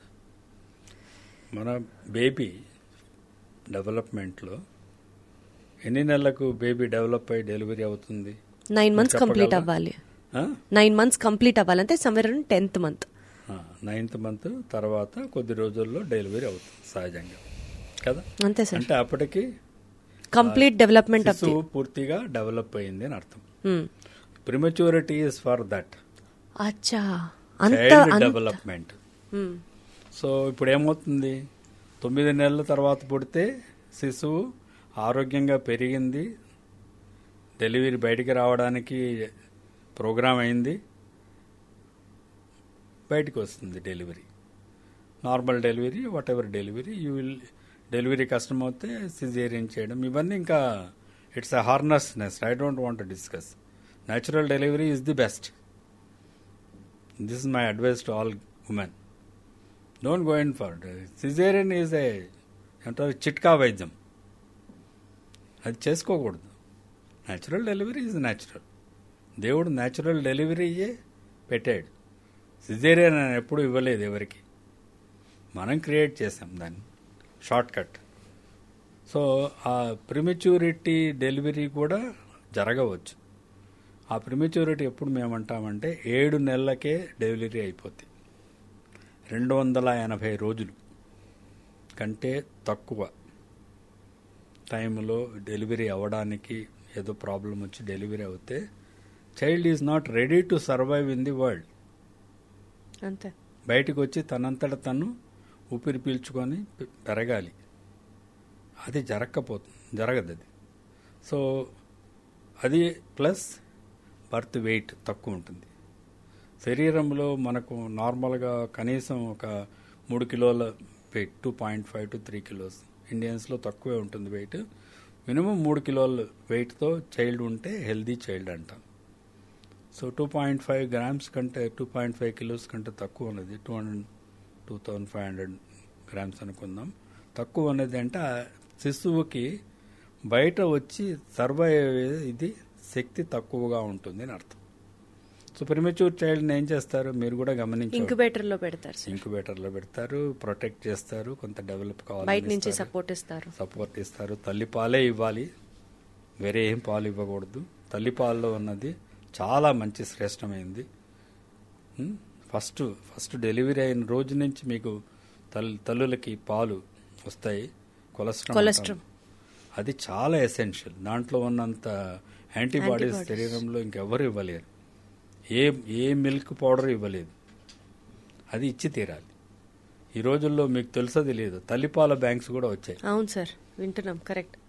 ఓకే, అవి ప్రిమిటివ్ చిల్డ్రన్కి ఇచ్చారంటే వాళ్ళకి రెసిస్టెన్స్ పెరుగుతుంది, శక్తి వస్తుంది, వాళ్ళంతట వాళ్ళు ఉండగలుగుతారు. సో ఆ స్టేజ్లో ఉండే ఆ స్టేజ్లో ఉన్న వాళ్ళలో రెటీనాలో కూడా కొన్ని మార్పులు వస్తాయి. ఈ మార్పులు ఎవరు చూస్తారు? అసలు ఎలా తెలుస్తుంది సార్ ఆ స్టేజ్ లో వచ్చిన మార్పుల్ని?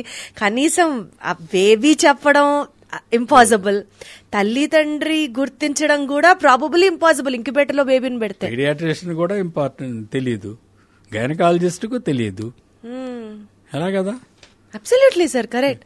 ఎవరు చూస్తారు? వాళ్ళ కళ్ళు బయట చూస్తారు కానీ రెటీనా చూస్తారా? కాబట్టి ఇది వాళ్ళకి తెలియాలి. ఈ రెటీనా కూడా సరిగా డెవలప్ అయి ఉండదు.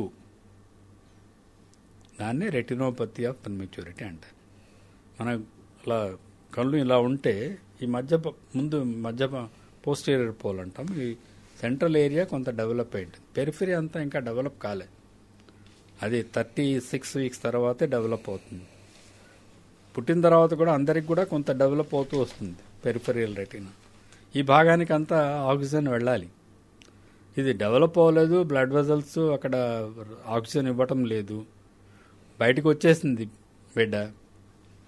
ఆ రెటీనాకి ఆక్సిజన్ కావాలి. అప్పుడు ఏం చేస్తారు? శరీరం ఏం చేస్తుంది? మీకు ఒక చిన్న ఇది చెప్తాను. మీకు ఎక్కడైనా చిన్న దెబ్బ తగిలింది అనుకోండి, చిన్న స్క్రాచ్, ఏమవుతుంది తర్వాత గమనించారా? బాడీ హీల్ అవడం స్టార్ట్ అవుతుంది. హీలింగ్ ఎలా అవుతుంది? చెక్కు కడుతుంది. అవును, ఎలా అవుతుంది అది ఎప్పుడైనా ఆలోచించారా? అంటే ఫస్ట్ రక్త ప్రసరణ రావాలి దానికి. దాంట్లో ఆ చుట్టుపక్కల ఉన్న బ్లడ్ వెజల్స్, స్కిన్లో కూడా ఉంటాయి బ్లడ్ వెజల్స్, అవి మెల్లిగా వెళ్ళి ఆ భాగానికి సప్లై చేస్తాయి. అది దెబ్బ తగిలిన డెప్త్ని బట్టి స్కార్ వస్తుంది. చిన్నది అవుతే స్కార్ లేకుండా హీల్ అయిపోతుంది, నార్మల్ స్కిన్ అవుతుంది, పైన చర్మం మీద గీచుకుంటుంది. అది ఎక్కడి నుంచి వస్తుంది? ఆ రక్తం సప్లై చేస్తున్నది. ఎక్కడవి? ఇప్పుడు ఈ వేలుకు నాకు రక్తం రావట్లేదు అనుకుంటే ఈ పక్క నుంచి వేలు నుంచి ఈ రక్తం దేనికి వస్తుంది? భగవంతుడు అద్భుత సృష్టి, ఆయన అట్లా ఇచ్చాడు డెవలప్మెంట్, అట్లా ప్రొటెక్షన్స్ ఇచ్చాడు బాడీకి. సో రెటినాలో కూడా ఏమవుతుంది? రక్తం ఒక ఎగ్జాంపుల్, ఒక 10 రక్తనాళాలు 30 రక్తనాళాల్లో 10 రక్తనాళాలే పెరిగి ఉన్నాయి. 20 రక్తనాళాలు పెంచాలి కదా, దానికి రెటినాకంతా ఆక్సిజన్ సప్లై చేయాలి కదా. కొత్తగా బ్లడ్ వెజల్స్ పెరుగుతాయి, ఇక్కడ కూడా పెరుగుతుంటాయి. ఇవి పెరిగి అవి మూసుకుపోతాయి, తర్వాత పర్పస్ అయిపోతాయి. రెటినాలో కూడా బ్లడ్ వెజల్స్ పెరుగుతాయి. అవి ఏమిటి? క్యాపిలరీస్. మన వెంట్రుక కంటే సన్నగా ఉంటాయి, కేశనాళికలు అంటారు తెలుగు పదం క్యాపిలరీస్కి. మీరు ఎప్పుడైనా ఫిజిక్స్ కెమిస్ట్రీలో ఎక్స్పెరిమెంట్ చేసి ఉంటారు కదా, క్యాపిలరీ ట్యూబ్. అదేమవుతుంది? పట్టుకుంటేనే విరిగిపోతుంది. ఫస్ట్ దాన్ని జాగ్రత్తగా పట్టుకోమంటారు, టీచర్ తిడుతుంటాడు, ఎన్ని విరగొడతావురా క్యాపిలరీ ట్యూబ్స్ అంటాడు. చాలా సున్నితంగా ఉంటాయి. అంత సున్నితంగా ఉన్నది బ్రిటిల్, విరిగిపోయావు. కంట్లో కూడా రెటినాలో ఉన్న క్యాపిలరీస్ కూడా బ్రిటిల్, దే విల్ బ్లీడ్. కంట్లో రక్తం వచ్చేస్తుంది. రక్తం వచ్చేస్తే ఏమవుతుంది? గుడ్డంతా రక్తం నిండుకొని ఉంటుంది. ఆ రక్తం మళ్ళీ గడ్డగడుతుంది, వెనక రెటీనా మీద పొర లాగేస్తుంది, దాన్ని రెటినల్ డిటాచ్మెంట్ అయిపోతుంది. కనుగుడ్డు సరిగా పెరగదు, రెటీనా పెరగదు, చూపు లేదు. So this is the cause of blindness. One of the causes of childhood blindness is retinopathy of prematurity. Absolutely I got it sir. అంటే ప్రీమెచ్యూర్ బేబీస్ లో one important element to be also looked for is this case. Premature చిల్డ్రనే కాదు, I will go further ahead. Every child has to be inspected. Every child organs have to be inspected thoroughly. అది paediatricians తప్పకుండా చేస్తారు, చాలామంది చేస్తుంటారు. కనుగుడ్డు సరిగా ఉందా, form అయిందా, బయట కనిపించేంత వరకు బాగుందా, రెటీనా బాగుందా, అది కూడా చూడాలి కంపల్సరీగా. అదే కనీసం ఒక 2-3 నెలల కన్నా వెళ్ళి డాక్టర్కి మనం చూపించుకోవాలి. కనుగుడ్లు పెరిగేటప్పుడు మీరు గమనించారు లేదు, అంటే మనం we are moving from retinopathy prematurity to other one. కళ్ళు మనం ఎట్లా ఉంటాయి, 2 కళ్ళు సమాంతరంగా తిరుగుతాయి. ఒక కన్ను ఇటు, ఒక కన్ను అటు, కాకిలాగా ఉండదు కదా మనకి. అటుపక్క చూస్తే 2 కళ్ళు అటు వెళ్తాయి, ఇటు చూస్తే 2 కళ్ళు వెళ్తాయి. అది దట్స్ ప్యారలల్ మూమెంట్. అది 2 కళ్ళలో ఉన్న ఇమేజ్ మనకు బ్రెయిన్లో ఒకటవుతుంది. సో ఈ కనుగుడ్డు తిరగడం అనేది కూడా ఫస్ట్ 4 to 6 వీక్స్లో దానికి స్టిమ్యులేషన్ వస్తున్నది. ఒక ఇమేజ్ ఫామ్ అవుతుంది. తల్లి మొహం కనిపిస్తుంటుంది, తండ్రి మొహం కనిపిస్తూ ఉంటుంది. అవి స్టెబిలైజ్ అవ్వడానికి, వాటి వైపు చూడడానికి కనుగుడ్డు. పుట్టిన పిల్లలకి అటు ఇటు పోతుంటాయి కళ్ళు. మీరు ఎప్పుడైనా అప్పుడే పుట్టిన బిడ్డను చూసారా లేదు? అయ్యో కళ్ళు ఏమి ఇటుపోతున్నాయని కొంతమంది తల్లులు కంగారు పడతారు. కానీ 4th వీక్ కల్లా అవి సెటిల్ అయిపోతాయి. 4వ ఇంచుమించుగా చెప్తున్నాను, 6 వారాలు అంటారు. 1 నెల కల్లా 2 కళ్ళు ఒకే దాని మీద దృష్టి పెట్టడం మొదలవుతుంది. అది కూడా ఎసెన్షియల్ విజన్లో. సైమల్టేనియస్ పర్సెప్షన్ ఆఫ్ విజన్ అంటాం. First development of the vision, binocular fixation. Sir ఇంత చిన్న కళ్ళకి ఎన్ని టర్మినాలజీస్ ఉన్నాయి సార్, ఎన్ని జబ్బులు ఉన్నాయి. 2 కళ్ళు నిలకడగా ఒక వస్తువును చూడాలి, చూసేందుకు సైమల్టేనియస్ పర్సెప్షన్. 2 కళ్ళు దాని మీద దృష్టి పెట్టాలి. దృష్టి పెట్టినప్పుడు స్టీరియాప్సిస్ డెవలప్ అవ్వాలి. ఇవంతా ఎప్పటికి డెవలప్ అవుతాయి తెలుసా? చైల్డ్లో 9-10 సంవత్సరాల వరకు డెవలప్మెంట్ అవుతూనే ఉంటాయి. కళ్ళకి సంబంధించి, కళ్ళకి కాదు, విజన్ కళ్ళుతో చూస్తున్నాయి. కళ్ళు సరిగా processing of the vision starts from the day 1 and then the vision, binocular vision development is complete by 9th or 10th year of the life. Sir ఈ 10 సంవత్సరాల లోపల పిల్లల్ని పుట్టినప్పటి నుంచి కళ్ళు పరీక్ష చేయడం అనేది చాలా అత్యంత అవసరం. Mandatory step. అర్థం అవుతుంది సార్ నాకు. సార్ బేసికల్ గా ఇన్ని సమస్యలు అంటే ఒకప్పుడు సార్ కళ్ళకి జోళ్లు ఓ ఏజ్ వచ్చాక వస్తాయి, సో కంటి సమస్యలు ఒక ఏజ్ వచ్చాక డెవలప్ అవుతాయి అన్న ఒక వర్షన్ నుంచి ప్రీమెచ్యూర్ బేబీస్ లో కూడా కంటి సమస్యలు ఉంటాయి అని తెలుసుకున్నాం ఇప్పుడు ఇంటర్వ్యూలో జరిగింది సార్. ఆరోగ్యశ్రీలో బోలెడు పథకాలు, అంటే బోలెడన్ని ఐ ప్రాబ్లమ్స్ ని కూడా జాయిన్ చెయ్యాలి అని మీరు ఫైట్ చేసిన వాళ్ళలో ఒకళ్ళని విన్నాను. దాని గురించి చెప్పండి సార్. మీరు ఆ మిషన్ అచీవ్ చేశారా? Wonderful sir, super. లేదు, ఆరోగ్యశ్రీలో మొదలు పెట్టినప్పుడు ఏదైనా వైద్యం 50,000 రూపాయలు కార్పొరేట్ హాస్పిటల్స్లో ఖర్చు అవుతుంటే బీదవాళ్ళు దాన్ని చేయించుకోలేరని చెప్పి ఉద్దేశంతో రాజశేఖర రెడ్డి గారు మొదలుపెట్టారు. ఆయనే స్టార్ట్ చేశారు. అందులో 2 సంవత్సరాల వరకు అదే నడుస్తున్నది. నాకు ఒక అవకాశం దొరికింది. అప్పుడున్న హెల్త్ సెక్రటరీ గారు అగర్వాల్ గారు ఉన్నారు, ఆయనతో మాట్లాడాను. ఇలా మీరు ఇట్లా ఇంత ఇది చెబితే బీదవాళ్ళలో అప్పుడే పుట్టిన పిల్లల్లో చాలామందిలో చైల్డ్హుడ్ బ్లైండ్నెస్ అని ఉంది. ఇవన్నీ అన్ని చోట్ల వైద్యం జరగట్లేదు ఇప్పటికి కూడా. ప్రపంచంలో మీరు అన్నారు కదా, కన్ను అంటే కళ్ళజోడు వేసుకోవడం, క్యాటరాక్ట్ ఆపరేషన్, ఇవి అన్ని చోట్ల దొరుకుతుంది. మిగిలిన వైద్యాలు స్పెషలైజ్డ్ వైద్యాలు అయిపోయాయి. మెల్లకన్ను వచ్చింది, వాడికి ఏదో కనుగోడు తిరుగుతున్నది, వాడికి చూపు లేదు. ఒక చైల్డ్, సింపుల్ ఎగ్జాంపుల్ ఆయనకి చెప్పాను. ఒక చైల్డ్ పుట్టుకతో చూపు లేకుండా పుట్టింది అనుకుందాం. ఐ డోంట్ వాంట్ యూజ్ గుడ్డి, it's a very bad word. చూపు తక్కువగా పుట్టింది అనుకుందాం. ఆ చైల్డ్, ఆ శిశువు 50 సంవత్సరాలు బతకాలి. పుట్టిన, మీరు అన్నారు కదా ఇందాక స్టాటిస్టిక్స్, 1.5 మిలియన్ చైల్డ్ బ్లైండ్ అనుకుందాం. 1.5 మిలియన్ అంటే ఎన్ని లక్షలు? 15 లక్షలు. 1.5 మిలియన్ చిల్డ్రన్కి 50 సంవత్సరాలు చూపు తక్కువగా పెరగాలి అంటే టార్చర్. అది కాదు, ఎంత అందవుతాం ఉందని. 50 ఇంటూ 1.5 ఎంత అవుతుంది? అవును సార్, చెప్పండి. 50 ఇంటూ 5 75, 7.5 50 ఇయర్స్ బతికేస్తే child 75 million blind years they have to live.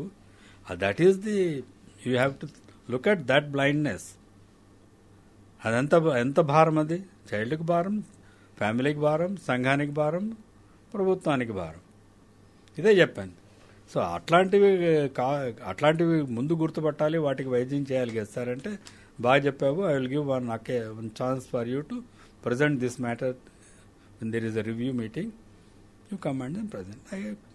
Me vision వల్ల అంతమందికి ఆరోగ్యశ్రీలో ఆ ట్రీట్మెంట్ చేయించుకొని విజన్ వచ్చేలా చేయగలుగుతున్నారు. అట్లీస్ట్ చేశారు.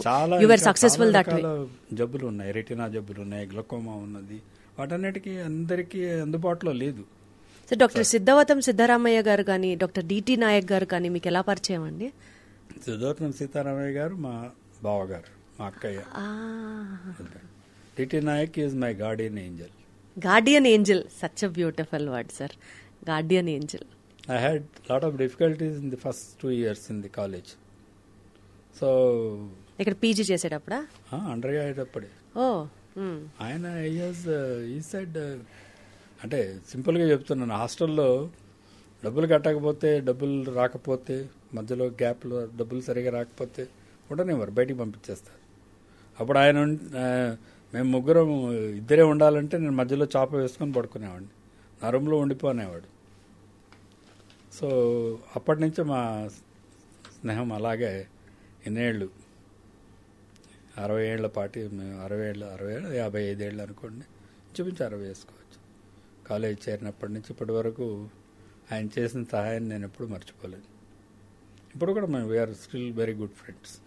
Absolutely great sir, wonderful sir. Sitaramaiah గారేమో మా ఊరిలో అంటే మా కుటుంబాన్ని ఆదుకున్నారు. మా నాన్నగారు పోయాక కూడా ఆయన కడప సిటిజన్ ఫోరం అలా పెట్టి సంఘ సేవలు చాలా చేసేవారు. గొప్ప వ్యక్తి. మా మా కుటుంబాన్ని ఆదుకున్నారు ఆయన వ్యక్తి. ఆయన ద్వారా కొంత అంటే నాకు కనీసం నా కుటుంబం, తమ్ముళ్ళు ఉన్నారు, మా చెల్లెళ్ళు ఉన్నారు, మా అమ్మ ఉన్నది, వాళ్ళందరినీ చూసుకోవాలన్న ఒక ఇది ఉంటుంది కదా, ఆయన సహాయం చేసేవారు. Got it sir. సో స్కూల్లో చదువుకునే రోజుల్లో పాండమిక్ డిసీజ్ అన్న వెంటనే ఆ బిట్ ఫస్ట్ ఆన్సర్ కొలరా అని రాసేసేవాళ్ళం. మాకు తెలిసి పాండమిక్ డిసీజ్ వచ్చిందంట, cholera was a severe dreadful pandemic disease అని చెప్పి చదువుకున్నాం. కొంచెం ఊహ తెలిసిన తర్వాత పాండమిక్ డిసీజ్ అంటే AIDS ran out to be a pandemic disease. దాని తర్వాత ఇప్పుడు పాండమిక్ అన్న వెంటనే అందరికీ we were still in those fright of COVID pandemic గురించి అందరికీ తెలుసు. అలా బై 2050 ఐ ప్రాబ్లమ్స్లో ఒక పాండమిక్ రాబోతోంది. That is myopia is what the global research centres have been forecasting అనే చెప్పాలి. 2050 కల్లా ప్రతి ఇద్దరిలో ఒకళ్ళకి ఖచ్చితంగా మయోపియా వల్ల గ్లాసెస్ వస్తాయి. Be very careful. అద్దాలు లేకుండా ఎవరు ఉండబోరు 2050 కల్లా అని భయపెడుతున్న ఈ నేపథ్యంలో what does that myopia stand for sir? Refractive errors, myopia ఏంటి పదాలన్నీ? మయోపియా అనేది it's Latin word, short vision, short sightedness. అంటే మీ విజన్ తక్కువ, దూరం చూడలేరు, దగ్గరే చూడగలరు. తెలుగులో దానికి అర్థం హ్రస్వ దృష్టి. అంటే నా చూపు ఇక్కడి వరకే నాది క్లియర్గా ఉంటుంది, మీ మొహం కూడా క్లియర్గా ఉండదు, ఇంకా దూరం వెళ్ళిపోతే అసలు కనిపించదు. సో దగ్గరి చూపు మట్టుకే ఉన్నది, దూరపు చూపు తక్కువగా ఉంది. అదే సార్ చత్వారం అంటారంటే ఇదేనా? కాదు, చత్వారం అనేది రివర్స్. దూరం కనిపిస్తున్నది, దగ్గరవి కనిపించవు. చదవడానికి చిన్న అక్షరాలు కనిపించకపోవు. అది 40 ఏళ్లకి మన మజిల్ వీక్ అవుతుంది. అందరికీ సహజంగా అందరికీ రావాలి, ఎవరీ హ్యూమన్ బీయింగ్కి. 40 ఏళ్లప్పుడు చత్వారం రావడం జబ్బు అనుకుంటారు. జబ్బు కాదు, వయసు పెరుగుతుంది. వయసు పెరుగుతున్నప్పుడు చిన్న అక్షరాలు కనిపించకపోతే దానికి అవసరమన్నా కళ్ళజోడు వేసుకోవాలి. అది ప్రతి 2 సంవత్సరాలకి వయసు పెరుగుతుంది కదా, కళ్ళజోడు పవర్ కూడా పెరుగుతుంది. సో చత్వారం is not sight. It's natural ageing process. Myopia అంటే సైట్. మయోపియా అనేది by the virtue of your refraction. అంటే మనం చెప్పాను కదా, 2 కండెన్సింగ్ లెన్సెస్ ఉంటాయి, కార్నియా అనేది లోపల lens, plus image has to form అనే పర్టికులర్ డిస్టెన్స్ బిహైండ్. మన కంటి నిడివి అనుకోండి, ఇప్పుడు ఇక్కడి నుంచి అక్కడికి 24 millimeters, 24.5 ఆర్ 25 అనుకుందాం. 2.5 centimeters మనది ఆర్గన్ పొడుగుగా ఉన్నది. ఇది పొడుగు ఎక్కువైంది అనుకోండి కొంతమందికి పుట్టుకతో, అది కూడా హెరిడిటరీ అగైన్. అప్పుడు ఏమవుతుంది, ఈ విజన్ యొక్క ఇమేజ్ ముందు పడుతున్నది రెటీనాకు. అందరూ ఫిజిక్స్ చదువుకుంటాం ఈ రోజుల్లో, 7th క్లాస్కే ఫిజిక్స్లో హస్రదృష్టి గురించి వాళ్ళు ఐఐటి ఫిజిక్స్ ఉంటాయి సార్. అలా కాదు, చెప్తున్నా, చదువుకుంటారు, మర్చిపోతాం. వాడిని కుర్రాడు భయపడుతూ వస్తాడనమాట. అయ్యా నువ్వు చదువుకున్నదే నీకు వచ్చింది, నీకు అనుగుడ్డు పెద్దగా ఉండవచ్చు. ఒక 1 millimeter పొడుగ్గా ఉందనుకుందాం, ఇన్స్టెడ్ ఆఫ్ 24 or 25 26 అనుకుంటే దానికి ఒక -3 diopters లెన్స్ ముందు పెట్టుకోవాలి కంటి ముందు. అప్పుడు కరెక్ట్గా ఇమేజ్ ఫామ్. 3 diopters ఎర్రర్ రావచ్చు. అట్లాగే మనం ముందు ఉన్నది కూడా కాన్వెక్స్ లెన్స్ కార్నియా, అది కొంచెం ఎక్కువ కర్వేచర్ ఉందనుకుందాం, అప్పుడు ఒక 3 diopters ఎర్రర్ రావచ్చు. మామూలుగా కాన్వెక్స్ లెన్స్ ఇలా అయిపోతే ఇక్కడే పడుతుంది ఇమేజ్, ఇలా ఉంటే ఇక్కడ పడుతుంది ఇమేజ్. సో ఇక్కడ పడాల్సింది ఇక్కడే పడుతున్నది కాబట్టి, ఇది కర్వేచర్ ఇలా ఉంది కాబట్టి ముందు ఒక కాన్వెక్స్ లెన్స్, కాన్కేవ్ లెన్స్ పెట్టుకోండి. ఈ కాన్కేవ్ లెన్స్ పెట్టుకోవడం వల్ల కరెక్ట్గా ఇమేజ్ ఫార్మ్ అవుతుంది. ఇంతే. ఇది ఈ గ్రోత్ ఫ్యాక్టర్ని children addicted to the near vision may change the development of the globe అని ఒక గ్లోబల్ రీసెర్చ్ ఫిలాసఫీ నౌ. ఎక్కువగా చదువుతూ దగ్గరవే కాన్సన్ట్రేట్ చేస్తూ ఉన్నప్పుడు అది it may change the alter the your refraction process. Convexity development అన్నాను కదా, 10 సంవత్సరాల వయసు వరకు మన కన్ను చూపు పెరగాలి, కరెక్ట్గా ఇమేజెస్ ఫామ్ అవ్వాలి. సో ఇది పెరుగుతున్నదేమో నియర్ యాక్టివిటీ ఎక్కువైపోయింది ప్రజల్లో. అందుకనా అంటున్నారా? అందుకు ఈ యాక్టివిటీ వల్ల ఇవి బహుశా growth, it may change the natural whatever the growth factors are there in the human beings, change చేయవచ్చు. అందుకు మామూలుగా హెరిడిటరీగా రావాల్సిన మయోపియా, మన శరీరం యొక్క అవయవ భాగాలన్నీ డిటర్మిండ్ ఏవి, మన తల్లిదండ్రులు. వాళ్ళ బట్టే మనం పొట్టిగా ఉండడం, పొడుగ్గా ఉండడం ఉంటుంది. వాళ్ళకి ఆ కన్ను ముక్కు తీరు అదే ఉండాలి కదా, అదే కదా మనకు ఆనందకరం కూడా. తండ్రిలాగా ఉన్నాడు, తల్లిలాగా ఉన్నాడని మనం ఆనందపడతాం మన బిడ్డల్ని చూసి. సో మన ముక్కు, చెవి అన్నీ కూడా పెరుగుతాయి. ఇప్పుడు 18 సంవత్సరాల వరకు పెరుగుతుంది సహజంగా. కొంచెం పొడుగు పెరిగింది అనుకోండి, షార్ట్ సైట్ రావచ్చు. అట్లాగే పొట్టిగా ఉండిపోయి పెరగకుండా ఉంటే లాంగ్ సైట్ రావచ్చు, ప్లస్ పవర్ రావచ్చు. పుట్టకతోటే ప్రిమచ్యూర్ చిల్డ్రన్ ఇంకా పొట్టిగా సరిగా పెరగకపోతే వాళ్ళకి ఇంకో డిఫెక్ట్ రావచ్చు, వాళ్ళకి కూడా షార్ట్ సైట్ రావచ్చు. రెటినోపతి ప్రిమచ్యూరిటీ అనుకున్నాం కదా, వాళ్ళని కూడా మేము ఫాలో అప్ చేస్తాం. ఒట్టి న్యూ బార్న్ బేబీని చూసి అక్కడితో వదిలేయం. ఎందుకంటే ఇట్స్ లాంగ్ ప్రాసెస్. మొత్తం డెవలప్మెంట్ అయ్యేంత వరకు మేము చూడాలి చైల్డ్ని. సో 18 సంవత్సరాల వరకు పెరిగే కన్ను షార్ట్ సైట్ ఉంటే -1 డయాప్టర్తో పెరిగింది, -3 కావచ్చు, 4 కావచ్చు, 5 కావచ్చు. అది by growth. That you can't. So myopia develops by growth of the eye, which is again determined hereditarily. ఆ హెరిడిటరీ ఫ్యాక్టర్ని ఈ మధ్య దగ్గర చూపు చూస్తూ దూరపు చూపు చూడటం అనేది తగ్గిపోవచ్చు కంట్లో. కాబట్టి ఆ రకమైన షార్ట్ సైట్ రావచ్చేమో అని ఒక పీపుల్. అంటే sir, can we summarise it this way, myopia 18 years దాటిన తర్వాత ఇంకా ప్రోగ్రెస్ అవ్వదు. అందుకే 18 years తర్వాతే మనము ఈ రోజుల్లో మోడర్న్ డేస్లో ఆ కర్వేచర్ని చేంజ్ చేస్తాం. ఫ్రంట్ ఉంది కదా కార్నియా అన్నాను కదా, దాని మధ్యలో కొద్దిగా బర్న్ చేయాలి, కాలుస్తాం. ఏం చెప్పాలంటే అది చెప్తే కనీసం భయంకరంగా ఉంది సార్ వినడానికి కూడా. లేజర్ రేస్తో కొద్దిగా 3 diameters ఏరియాని ఇలా ఉన్నది స్ట్రైట్ అవుతుంది.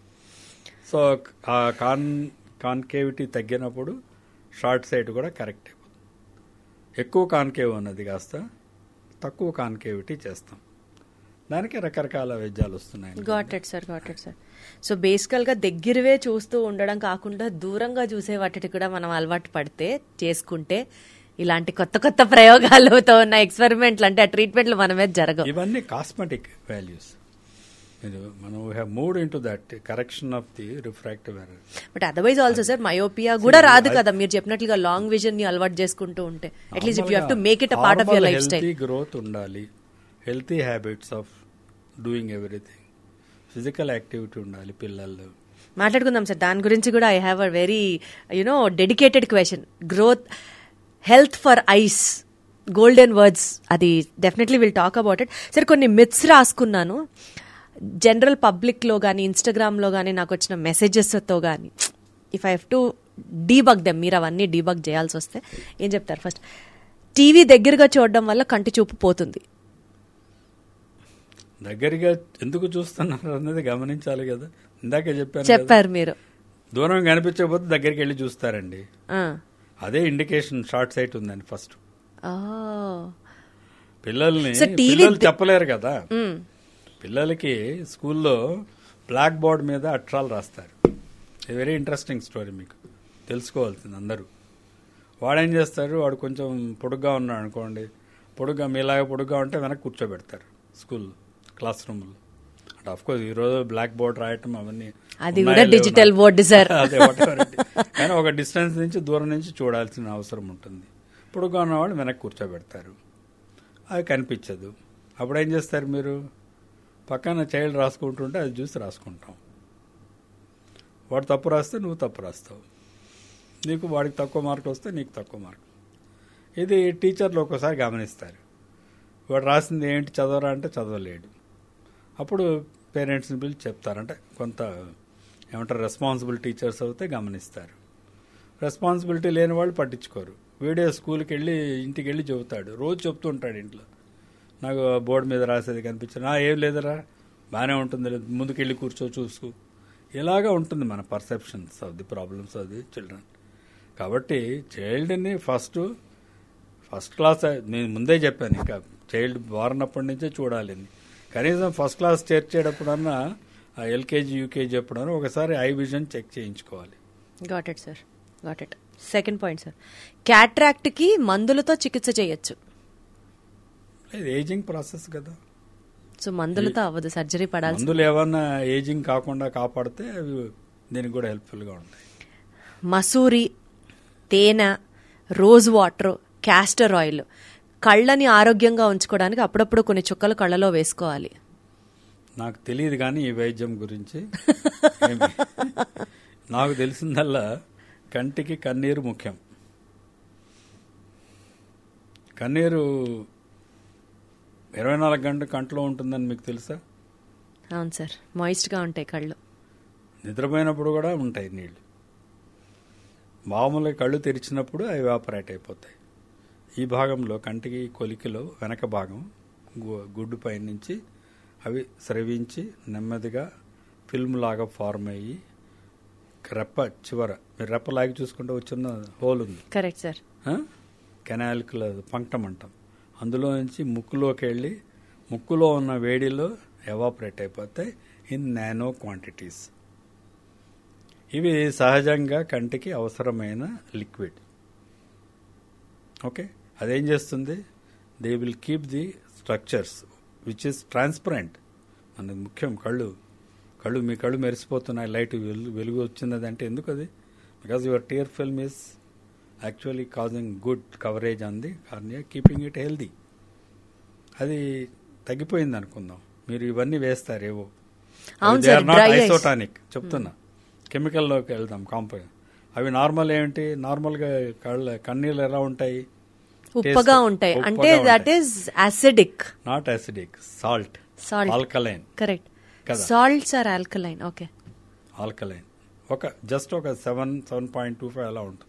ఎక్కువ అంత ఆల్కలైన్ ఉంటుంది, మరి ఉప్పగా ఏమి ఉండవు, కొద్దిగా ఉప్పగా ఉంటాయి. తాగే నీళ్ళు ఎలా ఉంటాయి, ఐసోటానిక్ కూడా కాదు, యాసిడిక్ తాగే నీళ్లు సార్. అవి అందుకే తీయగా ఉంటాయి. ఐసోటానిక్ ఉంటే రుచి ఉండవు, అంతే కదా. ఉప్పగానే ఉండాలి, తీయగానే ఉండాలి, ఏమి రుచి లేకుండా. వాటర్కి ఏం టేస్ట్ ఉంటుంది సార్? వాటర్కి కొంచెం తాగే నీళ్ళు తీయటి నీళ్ళు అంటాం కదా, ఉప్పు నీళ్ళు తాగుతాం మనం, ఉప్పు నీళ్ళు తాగం మరి అదే టేస్ట్. ఆ టేస్ట్ ఎలా వస్తుంది? Slightly acidic. అందులో ఉన్న యాసిడిక్ ప్రొడ్యూస్ చేసే కెమికల్స్ ఉంటాయి, సాల్ట్స్ ఉంటాయి. సో ఈ యాసిడ్ నీళ్లతో కళ్ళ మీద అలా చల్లుకున్నాం అనుకోండి, రోజుకు 10 సార్లు చల్లుకున్నాం అనుకోండి, కంటికి ఉన్న టీయర్స్ ఉన్నాయి కదా, టీయర్స్ ఏమిటి? ఉప్పగా ఉన్నాయి. వాటిని ఈ కెమికల్ డీకాంపోజిషన్ జరిగితే ఏమవుతుంది? న్యూట్రల్ అవుతుంది. ఇది యాసిడ్ పోసుకుంటున్నాం. యాసిడ్ అంటే అంతేం భయంకరంగా చెప్పదలుచుకోలేదు. స్లైట్లీ యాసిడిక్ వాటర్ కంట్లోకి వేస్తే సెలేనిక్గా ఉన్న టీయర్స్ నార్మల్ అవుతాయి. Salinity is essential for survival of the structures. అందుకే దేవుడు ఉప్పగా క్రియేట్ చేస్తాడు. ఎమోషన్ ఎక్కువ అవుతాయి, ఇవి నీళ్ళు ఎక్కువ ప్రొడ్యూస్ అవుతాయి. ప్రొడ్యూస్ అయిన నీళ్లు ముక్కులోకి వెళ్ళవు కాబట్టి వెళ్ళవు, చిన్న కెనాల్ అది ఓవర్ఫ్లో అవుతుంది, కంట్లోంచి నీళ్లు కారుతాయి బయటికి. ఎక్కువ ప్రొడ్యూస్ అయ్యే ఎమోషనల్ స్టిమ్యులేషన్ వల్ల, whatever it, emotional or గాలి తగిలినా ఇది తగిలినా అవి స్టిమ్యులేట్ అయ్యి ఎక్కువ, అంటే it's a natural protection. It will wipe off all the dust gist. మనకు తెలియకుండా లోపలికి వెళ్ళవచ్చు కొద్దిగా, కానీ కొద్దిగా పోతూ ఉందని చెప్పి రోజు అదే పనిగా కళ్ళు కడుక్కోకూడదు. కన్ను నోరులాగా పుక్కిలించక్కర్లేదు. Because it already has water net throughout. Water natural, దాన్ని ప్రిజర్వ్ చేసుకోవాలి మనం. సో ఇవన్నీ మీరు అన్నారు కదా, ఇవన్నీ వేసుకుంటే అట్లా వేసుకొని మంచిది అని చెప్పిన వాళ్ళతో నేను ఒక ఎక్స్పెరిమెంట్ చేయడానికి సిద్ధంగా ఉన్నాను. దానివల్ల ఏమి ఎలాగా అవుతుంది, ఇది ఆల్టర్ చేస్తుందా, వేయకుండా కొంతమందికి వేసి కొంతమందికి. ఈ క్లినికల్ స్టడీస్లో ర్యాండమైజ్డ్ కంట్రోల్ స్టడీస్ అంటాం. మీరు నాకు అందులో బెనిఫిట్ ఏమి, అందులో నేను చెప్పిన దీనివల్ల ఏమైనా టీయర్స్ ఫిల్మ్ ఆల్కలైనిటీ పోయి డెస్ట్రాయ్ అవుతుందా? ఆ టీయర్ ఫిల్మ్స్ తగ్గిపోయే కొద్దీ డ్రైనెస్ వస్తుంది. Got it sir, I understand. ఇప్పుడు కంప్యూటర్ విజన్ సిండ్రోమ్లో అడిగారు ఇందాక, అదేం లేదు, కళ్ళు ఎక్కువ తెరుచుకొని అలాగే చూస్తూ ఉంటే డ్రైనెస్ ఆఫ్ ది ఐస్ కూడా మామూలుగా త్వరగా ఎవాపరేట్ అవుతున్నాయి. Tears are not being produce. So you will feel smarting, కళ్ళు మంటలు అనిపిస్తుంది. కొంచెంసేపు కళ్ళు మూసుకుంటే మళ్ళీ నార్మల్ టీయర్స్ వచ్చేస్తాయి. అందుకు వాళ్ళకి కొంతమందికి ఆర్టిఫిషియల్ టీయర్స్ ఇస్తాం. మరి ఎక్కువగా 24 గంటలు 20 గంటలు చూస్తూ అలాగే కాన్స్టెంట్గా మనమేం కనురెప్పలు వాల్చకుండా ఉండలేం కదా. మీరు ఆర్టిఫిషియల్ టీయర్స్ అన్నారు కానీ సార్, అంటే ఇది కూడా ఒక ఐసోటానిక్, అప్పుడు ఐసోటానిక్ ఇది కూడా ఒక మిత్తే సార్. అది కరెక్టా కాదా మీరు చెప్పాలి. మేబీ స్క్రీన్ కి ఎక్కువ ఎక్స్పోజ్ అయినప్పుడు డ్రైనెస్ ఆఫ్ ది ఐని ఎక్స్పీరియన్స్ చేసినప్పుడు అయిన వల్ల కాదు, కంటిన్యూస్ గా రెప్పేయకుండా మీరు చెప్పినట్లుగా. అనిమేషన్ కాదు కదా మనం. ఎవరిని అనిమేషన్ అంటారు?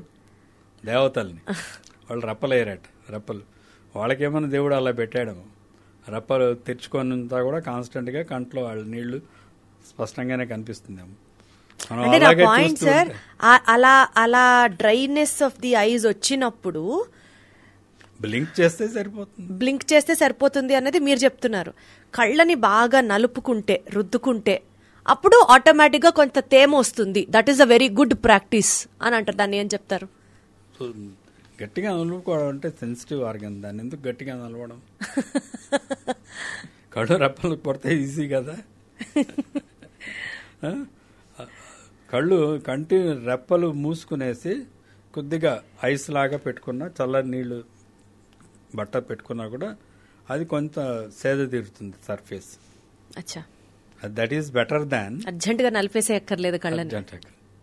చాలా మంది పెట్టుకుంటుంటారు కదా, మోడర్న్ బొటిక్ లో కూడా అదే కదా. వాళ్ళు ఐప్యాడ్స్ వచ్చేసాయి, చక్కగా వచ్చేసాయి కదా, ఫ్రిడ్జ్ లో పెట్టుకుని అది తీసి మీద పెట్టుకుంటే హాయిగా ఉంటుంది. దానివల్ల నలపడం అనవసరం. So it will cool the surface of the, so it will not get evaporated faster. LASIK laser కన్నా చాలా ప్రమాదకరం, చాలా సైడ్ ఎఫెక్ట్స్ ఉంటాయి. సో లేసిక్ చేయించుకునే ముందర ఆలోచించుకొని చేయించుకోండి. ఇందాక చెప్పా కదా మేము కాలుస్తున్నామని, అదే లేసిక్ సార్? అదే లేసిక్. అంటే అది నిజంగా డేంజరేనా? అలా కాదు, దానికి జనరల్గా కొంతవరకు నార్మల్గా ఉన్న టిష్యూని కొద్దిగా మేము ఆల్టర్ చేసాం. అంత కాల్చినానంటే కాల్చుతున్నంత నేను ఊరికే అలా చెప్పాలని చెప్పాను అంతేగాని పై లేయర్స్ కొద్దిగా ఇదవుతుంది, అప్పుడు స్ట్రైటన్ అవుతుంది కార్నియా. అందులో ఎలాగైనా చిన్న హైజినెస్ వస్తుంది కదా. So they may be feeling some difference in the vision. ఈ సర్ఫేస్ని కూడా డిస్ట్రాయ్ చేసాం. కాబట్టి వాళ్ళకి ఆ స్మార్టింగ్ సెన్సేషన్ అంటాం. సో నిజంగానే LASIK is little painful or stressful అని చెప్పొచ్చు. అయితే పెయిన్ఫుల్ ఏముండదు, ఎందుకంటే ఈ సెంట్రల్ ఏరియా కార్నియాలో సెన్సేషన్ తక్కువ ఉంటుంది. ఆ భాగాన్నే మేము ట్రీట్ చేస్తాం లేజర్ కిరణాలతోటి ఫ్లాటన్ చేయడానికి. కానీ దానికి కొన్ని లిమిటేషన్స్ ఉన్నాయి. Any cosmetic procedure has its own limitations. మీరేం తప్పు అనుకోకపోతే శ్రీదేవి ముక్కు బాగాలేదని 3 సార్లు ఆపరేషన్ చేయొచ్చు. మీకు ముందు ఒరిజినల్ ముక్కు ఆవిడ చనిపోయేటప్పుడు ముక్కులో చాలా తేడాలు ఉంది, మీరు గమనించట్లేదు. ముక్కు కాబట్టి ఎన్నిసార్లైనా నువ్వు చేయించుకోవచ్చు. కంటి మీద ఎలా చేయించుకుంటామండి ఎన్నిసార్లు? సో లాసిక్ చేశాక కొంత ఎర్రర్ ఉంటుంది, దానికి లిమిటేషన్స్. -6 డయాప్టర్స్ వరకు దాంతో ఇంచుమించుగా న్యూట్రల్ 0 పవర్ వచ్చేటట్టు చేయవచ్చు. అంతకంటే ఎక్కువ ఉందనుకోండి కొంత రిమైనింగ్ పవర్ ఉంటుంది. కొంతమందిలో ఒక 15-20% పీపుల్లో ఆ టిష్యూ మళ్ళీ పెరగవచ్చు కదా, అందుకే 18 సంవత్సరాల వరకు చేయకూడదు. 18 ఏళ్ళు దాటాక చేసినా కూడా రెసిలియన్స్ అంటాం. ఇలా నొక్కి పెట్టింది మళ్ళీ తెచ్చుకోవచ్చు, అది ఫ్లాటన్ చేసింది మళ్ళీ కన్వర్చర్ మారితే కొంత రావచ్చు. సో కొంత రిస్క్ అసోసియేట్ అయ్యి ఉంది లేసిక్ తో. It's a cosmetic surgery. LASIK ఎందుకు చేయించుకుంటున్నారు? కళ్ళజోడు వేసుకోవడం ఇష్టం లేని వాళ్ళు, ఎక్కువ పవర్ ఉంది బయట, సోడాబుడ్డి కళ్ళద్దాలు బాగో కాబట్టి. దేనికి బాగోలేవు, వాడికి వేసుకున్న వాడికి బాగానే ఉంటుంది. నా మొహం సరిగా కళ్ళజోడు వేసుకుంటే బాగుండదు.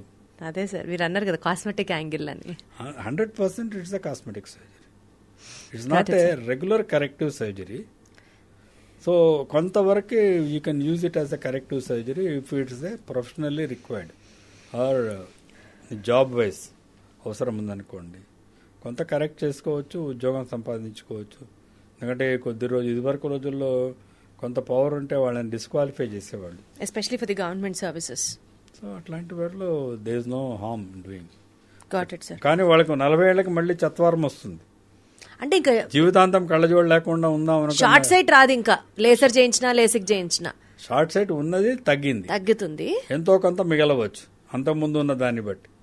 6 అంటే సార్ అంటే లేజర్ కానీ లేసిక్ కానీ చేయించుకున్నా కూడా కళ్ళజోడులు వేసుకోవాల్సిన అవసరం రావచ్చా? రావచ్చు. కొంత రెసిడ్యువల్ ఎర్రర్ ఉందనుకోండి, ఇంకా క్లియర్ గా కనిపించకపోతే కళ్ళజోడే వేసుకోవాలి. అంటే సోడాబుడ్డి కళ్ళద్దాల నుంచి చిన్న మామూలుగా చూడడానికి బాగుండే కళ్ళజోడు వేసుకోవాలి. మీరు అన్నది అది కూడా జరగచ్చు, జరగకపోవచ్చు, పూర్తిగా కూడా పోవచ్చు. కొంతమంది రెసిడ్యువల్ ఎర్రర్ వచ్చి తీరుతుంది. ఎక్కువ ఉన్న వాళ్ళకి 6 కంటే ఎక్కువ దాటి ఉన్న వాళ్ళకి ఖచ్చితంగా కొంత మిగులుతుంది. ఇవన్నీ ఉన్నాయి లిమిటేషన్స్. కార్నియా మీద ఉన్నాం కదా, ఈ భాగం ఇలా వంకరగా ఉన్న ముందు భాగాన్ని, అది ఉన్నది ఇంత థిక్నెస్ ఉంటుంది. దాన్ని మినిమం మేము మెజర్ చేస్తాం థిక్నెస్. అది మామూలుగా 520 మిల్లీమీటర్స్ కంటే ఎక్కువ ఉంటుంది. సో అంతకంటే తక్కువ ఉందనుకోండి, థిక్గా లేదనుకోండి, అప్పుడు ఏం చేయాలి? అది చేస్తే బొక్క పడుతుంది కదా, మేము చేయమంటాం. సో అది మెజర్ చేస్తాం. ఇవన్నీ ఉన్నాయి. అర్థమైంది సార్. ఆ పారామీటర్స్ అన్ని మీరు చెక్ చేస్తారు. పారామీటర్స్ అన్ని చూసి చేయించుకునే వారితో, పేషెంట్ అనుకోకపోతే ఆ వ్యక్తితో మేము డిస్కస్ చేయాలి, ప్రోస్ అండ్ కాన్స్ డిస్కస్ చేయాలి, అన్నిటికీ యాక్సెప్ట్ అవుతూనే చేయాలి. Got it sir. మంచి కంపెనీ కాజల్ పెట్టుకుంటే లేదా హోమ్ మేడ్ కాజల్ పిల్లలకి పెడితే, కాటుకు పెడితే చక్కగా గుండ్రంగా పెద్దగా పెరుగుతాయి కళ్ళు, పెద్దగా కనిపిస్తాయి. ఎవరైనా పెద్దోళ్ళైనా పెట్టుకునేది కాజల్ అందంగా కనిపించడానికి. అంటే it is good for I health అంటే ఏం చెప్తారు? Nothing like good for I health. మనం ఆల్రెడీ డిస్కస్ చేసాం కదా, it's a foreign material. Again it's a foreign material for the ice. Okay. So lid ఎక్కడ పెట్టుకుంటారు మీరు? కాటుగా కనురెప్ప కింద. కనురెప్ప కింద పెట్టుకోరు. అదే నా ఉద్దేశం, లోవర్ ఐ లిడ్ పైన పెడతారు మార్జిన్ లో. మన లిడ్ ఇలా లాగితే మనకు వెంట్రుకలు ఉన్నాయి, బయట వైపుకి ఇలా ఉంటాయి, ఆ వెంట్రుకల మీద పెట్టుకుంటాం. అంటే వెంట్రుకల మార్జిన్ మీద పెట్టుకుంటాం. కంటి లోపల పెట్టుకోం కదా, అవును, బయట వైపు పెట్టుకుంటాం. లోపల పెట్టుకున్నారనుకోండి పొరపాటులో కళ్ళు మండుతాయి న్యాచురల్లీ. పెట్టుకునేది కూడా జాగ్రత్తగా మీరందరూ ఎక్స్పర్ట్గా పెట్టుకుంటారు. అందుకే దాన్ని రకరకాల వచ్చేస్తాయి ఇన్స్ట్రుమెంట్స్, పుల్ల, బ్రష్, ఇలాగా ఆర్టిఫిషియల్ పెన్సిళ్ళు ఆర్టిఫిషియల్ గా ఐ లాషెస్ పెట్టుకోవడం ఇవన్నీ కూడా వచ్చేసాయి ఇప్పుడు. కానీ కంటి లోపల ఏమి తగలకూడదు, జాగ్రత్తగా ఉండాలి. పెట్టుకోవచ్చు అలాంటిది, అందులో ఏమి మీరు కాజల్ అన్నారు కదా, కాజల్ డబ్బా ఇంట్లో తయారు చేసినా వాళ్ళు మ్యానుఫ్యాక్చరింగ్ చేసినా ఇంచుమించు ఒకే రకంగా తయారు చేస్తారు. ఇంట్లో అది కొంత న్యాచురల్ ఇంగ్రీడియంట్స్తో చేయవచ్చు, వాడు ఏమన్నా ఆర్టిఫిషియల్ ఏమన్నా కెమికల్స్ వాడవచ్చు. దాన్ని మూత పెట్టి పెట్టండి. చాలామంది ఆడవాళ్ళు ఏం చేస్తారు, మూత తీసేసి పెట్టింటారు, దాంట్లో ఇన్ఫెక్షన్ వచ్చే అవకాశం ఉంది కదా. చాలా అంటున్నారా? అందులో ఏమి ఆరోగ్యకరమైన కాటుక అనారోగ్యమైన కాటుకలు అంటూ లేవు. శుభ్రంగా ఉండాలి, చేతులు వేళ్ళు శుభ్రంగా ఉండాలి.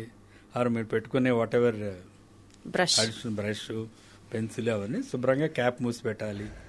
ఇవన్నీ సహజంగా రోజువారీ కార్యక్రమాల్లో కొంతమంది అశ్రద్ధ చూపవచ్చు. కాబట్టి ఇట్ ఈస్ నాట్ గుడ్ అంటారు తప్ప otherwise it is okay.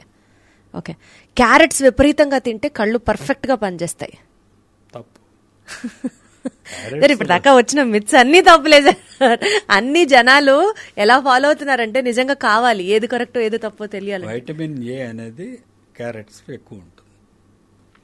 Vitamin A మన రెటీనాకి అవసరం, అన్ని టిష్యూస్కి అవసరం. బేసికల్ శరీరంలో రెటీనాలో ఎక్కువ అవసరం, ఎందుకంటే అది ఒక పర్టికులర్గా అది హెల్ప్ చేస్తుంది. అవి రెటినల్ పిగ్మెంట్స్లో బయోకెమికల్గా తయారు చేయడానికి త్వరగా మనం చూడడానికి అక్కడి నుంచి ఇక్కడ చూస్తే ఇవి. సో వైటమిన్ ఏ రాడ్స్ అనే దీని మీద ముఖ్యంగా అవసరం.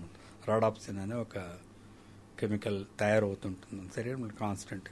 రాడాప్సిన్ తక్కువ ఉన్న వాళ్ళకి రాత్రిపూట కనిపించడం తక్కువ ఉంటుంది. సో వైటమిన్ ఏ డెఫిషియన్సీ అట్లా కూడా కనుక్కోవచ్చు మనం. ఇది నైట్ బ్లైండ్నెస్, రేచీకటిలో ఒక రకమైన రేచీకటి వైటమిన్ ఏ డెఫిషియన్సీ. అది వైటమిన్ ఏ డెఫిషియన్సీ వల్ల వచ్చిందా, లోపల వేరే కంజెనిటల్గా కొంతమందికి హెరిడిటరీగా ఉంటుంది. హెరిడిటరీగా వచ్చే రేచీకట్లు కొన్ని ఉన్నాయి. ముఖ్యంగా దేనివల్ల వస్తాయంటే రక్త సంబంధిత వివాహాల్లో వస్తాయి. అవి ఈ మధ్యకాలం తగ్గినాయి. నేను గత 50 ఏళ్ళకి నేను చూస్తున్న వాటిల్లో వాటి ఇన్సిడెన్స్ తగ్గింది. ఎందుకంటే అంత క్లోజ్ రిలేటెడ్ మ్యారేజెస్ తగ్గిపోయాయి. మేనరికాలు, అక్క పిల్లల్ని చేసుకోవడం, ఇంకా కొన్ని జాతుల్లో ధర్మాల్లో వాళ్ళ ఓన్ పిల్లల్ని కూడా చేసుకుంటున్నారు. అన్నదమ్ముల పిల్లల్ని కూడా, మీకు తెలుసో తెలియదు, కొన్ని జాతుల్లో అలా చేసుకుంటున్నారు. సో ఇవన్నీ కూడా ఏమవుతుందంటే జెనెటిక్గా అవి they will increase in the తర్వాత ప్రోజెనీలు. సో ఇద్దరికీ ఉందనుకోండి, పిల్లలు ఖచ్చితంగా వస్తుంది. సో దూరపు సంబంధాలు చేసుకోవడం, రక్త సంబంధిత జన్యు సంబంధిత వ్యాధులు రాకుండా ఉండాలి అంటే రక్త సంబంధంలో వివాహాలు చేసుకోకూడదు అనేది ఒకటి మంచి సలహా, మంచి సాంప్రదాయం. అది తప్పదు, ఎక్కడైనా చేసుకుంటే అది మనం ఏం చెప్పలేమనుకోండి. దాన్ని కూడా మనం జాగ్రత్తగా ఏమైనా ఉందా లేదా ముందుగా జాగ్రత్తగా ఆ జబ్బులు వస్తున్నాయా లేవని కూడా చెక్ చేసుకోవచ్చు. ఇన్స్టిట్యూట్ ఆఫ్ జెనెటిక్స్కి వెళ్తే వాళ్ళు కూడా చెప్తారు, ఈ పర్టికులర్ జబ్బుకి ఈ జెనెటిక్స్ దీనివల్ల ఖచ్చితంగా సంక్రమించే అవకాశాలన్నీ వద్దని చెబుతారు. ఈ వ్యాధికి ఖచ్చితంగా సంక్రమించకపోవచ్చు, ఛాన్స్ ఉండవచ్చు 50-50. అలాంటివి కూడా మనం తెలుసుకోగలుగుతాం. సో జెనెటిక్ డిసీజెస్ అనేటివి అవే బేసికల్. సో జెనెటిక్ డిసీజెస్ రాకుండా ఉండాలంటే అది రక్త సంబంధిత వివాహాలు ఉండకూడదు, అంతే. వైటమిన్ ఏ డెఫిషియన్సీ వల్ల వచ్చింది, ఒక్క single injection of vitamin A ఇస్తే పోతుంది. శుభ్రంగా క్యారెట్లు తింటే సార్, క్యారెట్ తినడం అనేది ఎందుకు, మన శరీరంలో లివర్లో వైటమిన్ ఏ మనం చైల్డ్హుడ్లో తిన్న వైటమిన్ ఏ స్టోర్ అయి ఉంటుంది. దాని తింటే తప్పేమి లేదు. క్యారెట్లో మిగిలినవి కూడా ఉంటాయి కాబట్టి మిగిలిన వైటమిన్స్ ఏస్ ఉంటాయి, మిగిలినది అది ఫైబర్ ఉంటుంది, దాంట్లో గ్లూకోజ్ తక్కువ ఉంటుంది. కాబట్టి క్యారెట్ మంచిది, ఫైబర్ మన శరీరానికి గట్టి. క్యారెట్లు బాగా తింటే వాళ్ళకి ఇంకా కంటి సమస్యలు రావు అనడానికి ఏం లేవు. మనం ఆహారంలో వైటమిన్ ఏ ఉన్న ఆహారాలు పిల్లలకి ఇచ్చి తీరాలి. ఫస్ట్ 5 yearsలో చాలా ఎసెన్షియల్ అది. సో పుట్టినప్పటి నుంచి, అందుకే ఇవన్నీ కూడా పీడియాట్రిషియన్స్ చెప్పాలి వాళ్ళకి. తల్లిపాలు ఫస్ట్, పాల తర్వాత మనం 6 నెలలకే యాక్చువల్లీ పిల్లలకి ఆకుకూరలు ఇవన్నీ సూప్ లాగా చేసి పెట్టాలి. ఆహారంలో కూడా ఆకుకూరలు, ఎల్లో ఫ్రూట్స్, కలర్ఫుల్ డైట్. ఇవి తింటూ ఉంటే ఏ vitamin A deficiency A vitamin deficiency కూడా రాదు. వైటమిన్ ఏ కాదు, ఏ వైటమిన్ కూడా మనకు ఆకుకూరల్లో కాయగూరలో ఉన్న వైటమిన్ ఏ మనం ఏదైతే తింటామో లివర్లో స్టోర్ అయిపోయి ఉంటుంది. సో అడిషనల్గా వైటమిన్ ఏ తీసుకోకూడదు. చాలా ఎక్కువ తీసుకున్నాను అనుకోండి, అదొక జబ్బు అవుతుంది. హైపర్ వైటమినోసిస్ అని వస్తుంది ఒకటి, రాకూడదు. కాబట్టి అంటే క్యారెట్లో అంత ఎక్కువ ఉండదులేండి. అంటే రోజు క్యారెట్ తిన్నా ఏమి ప్రమాదం ఏం లేదు. క్యారెట్ తింటే ఇవి పోతాయనుకోవడం తప్పు, రాకుండా ఉంటాయనుకుంటే అది మిస్కాన్సెప్షన్. Got it sir. కళ్ళు ఆరోగ్యవంతంగా పనిచేయాలంటే health for ice best practices ఏంటి, ఏం తినచ్చు ఏం తినద్దు చెప్పండి సార్. సో ఆకుకూరలు, ఎల్లో ఫ్రూట్స్, అన్ని రకాల ఫ్రూట్స్, ఫైబర్ ఉన్నవి తీసుకోవాలి. ముఖ్యంగా కంటికి నేను చెప్పా కదా ఇందాక, అదే పనిగా కళ్ళు తెరిచి కడుక్కోవాల్సిన అవసరం లేదు. కంట్లో ఏమన్నా బయటకు వెళ్ళినప్పుడు శాండ్ స్టామో దుమ్ము పడితే ఎక్కువగా గాలి వీచి అప్పుడు కావాలంటే కడుక్కోండి, అదే పనిగా కడుక్కోక్కర్లేదు. కంటికి కావాల్సినంత రెస్ట్ ఇవ్వాలి. 8 గంటలు, పిల్లలు అయితే 10 గంటలు, కనీసం 7 గంటలు కళ్ళు మూసుకుంటే అదే రెస్ట్ దానికి. అది ముఖ్యం. సో నిద్ర అవసరం, ఆహారం మంచి ఆహారం తీసుకోవడం అవసరము. ఇంకా చూపు తక్కువగా ఉందా లేదా అని చిన్నపిల్లల్లో ముందే చెక్ చేసుకోవాలి. వాళ్ళకి అవసరమైన కళ్ళజోడు ఇవ్వాలి. సో ఇప్పుడు ఈ నియర్ విజన్ గురించి మనం ఆల్రెడీ మాట్లాడుకున్నాం. So constant near activity is also not good basically. So అది లేకుండా చూసుకోవడం మంచిది. పిల్లలకి కూడా చెప్పాలి. అంతే, ఆరోగ్యకరంగా ఉండడం అనేది కంటికి కూడా ఆరోగ్యం. Absolutely sir. చాలా సింపుల్ గా ఉంది, కానీ దగ్గరవి ఎక్కువ చూడొద్దు అన్నదే ఎంతవరకు సాధ్యపడుతుందో చూడాలి. రెస్ట్ ఇవ్వండి మధ్యలో. Yes sir, got it. But చాలా ఇంట్రెస్టింగ్ విషయాలు, మనం రోజు వాటిని పాస్ అవుతూనే ఉంటాము, బట్ ఇంత డీటెయిల్డ్ గా తెలుసుకోవడం అనేది ఇప్పటిదాకా జరగలేదు సార్. మీ కాన్వర్సేషన్ చాలా మందికి ఎన్లైటన్ అవుతుంది, హెల్ప్ అవుతుంది అని అయితే నేను నమ్ముతున్నాను. But thank you so much sir. Thanks a lot. If it helps people and people understand, అందరికీ అర్థమయ్యే దాన్ని ఆచరణలో పెట్టుకుంటే అందరికీ ఆరోగ్యం, కంటే ఆరోగ్యం కూడా బాగుంటుంది. Thank you sir. Thank you.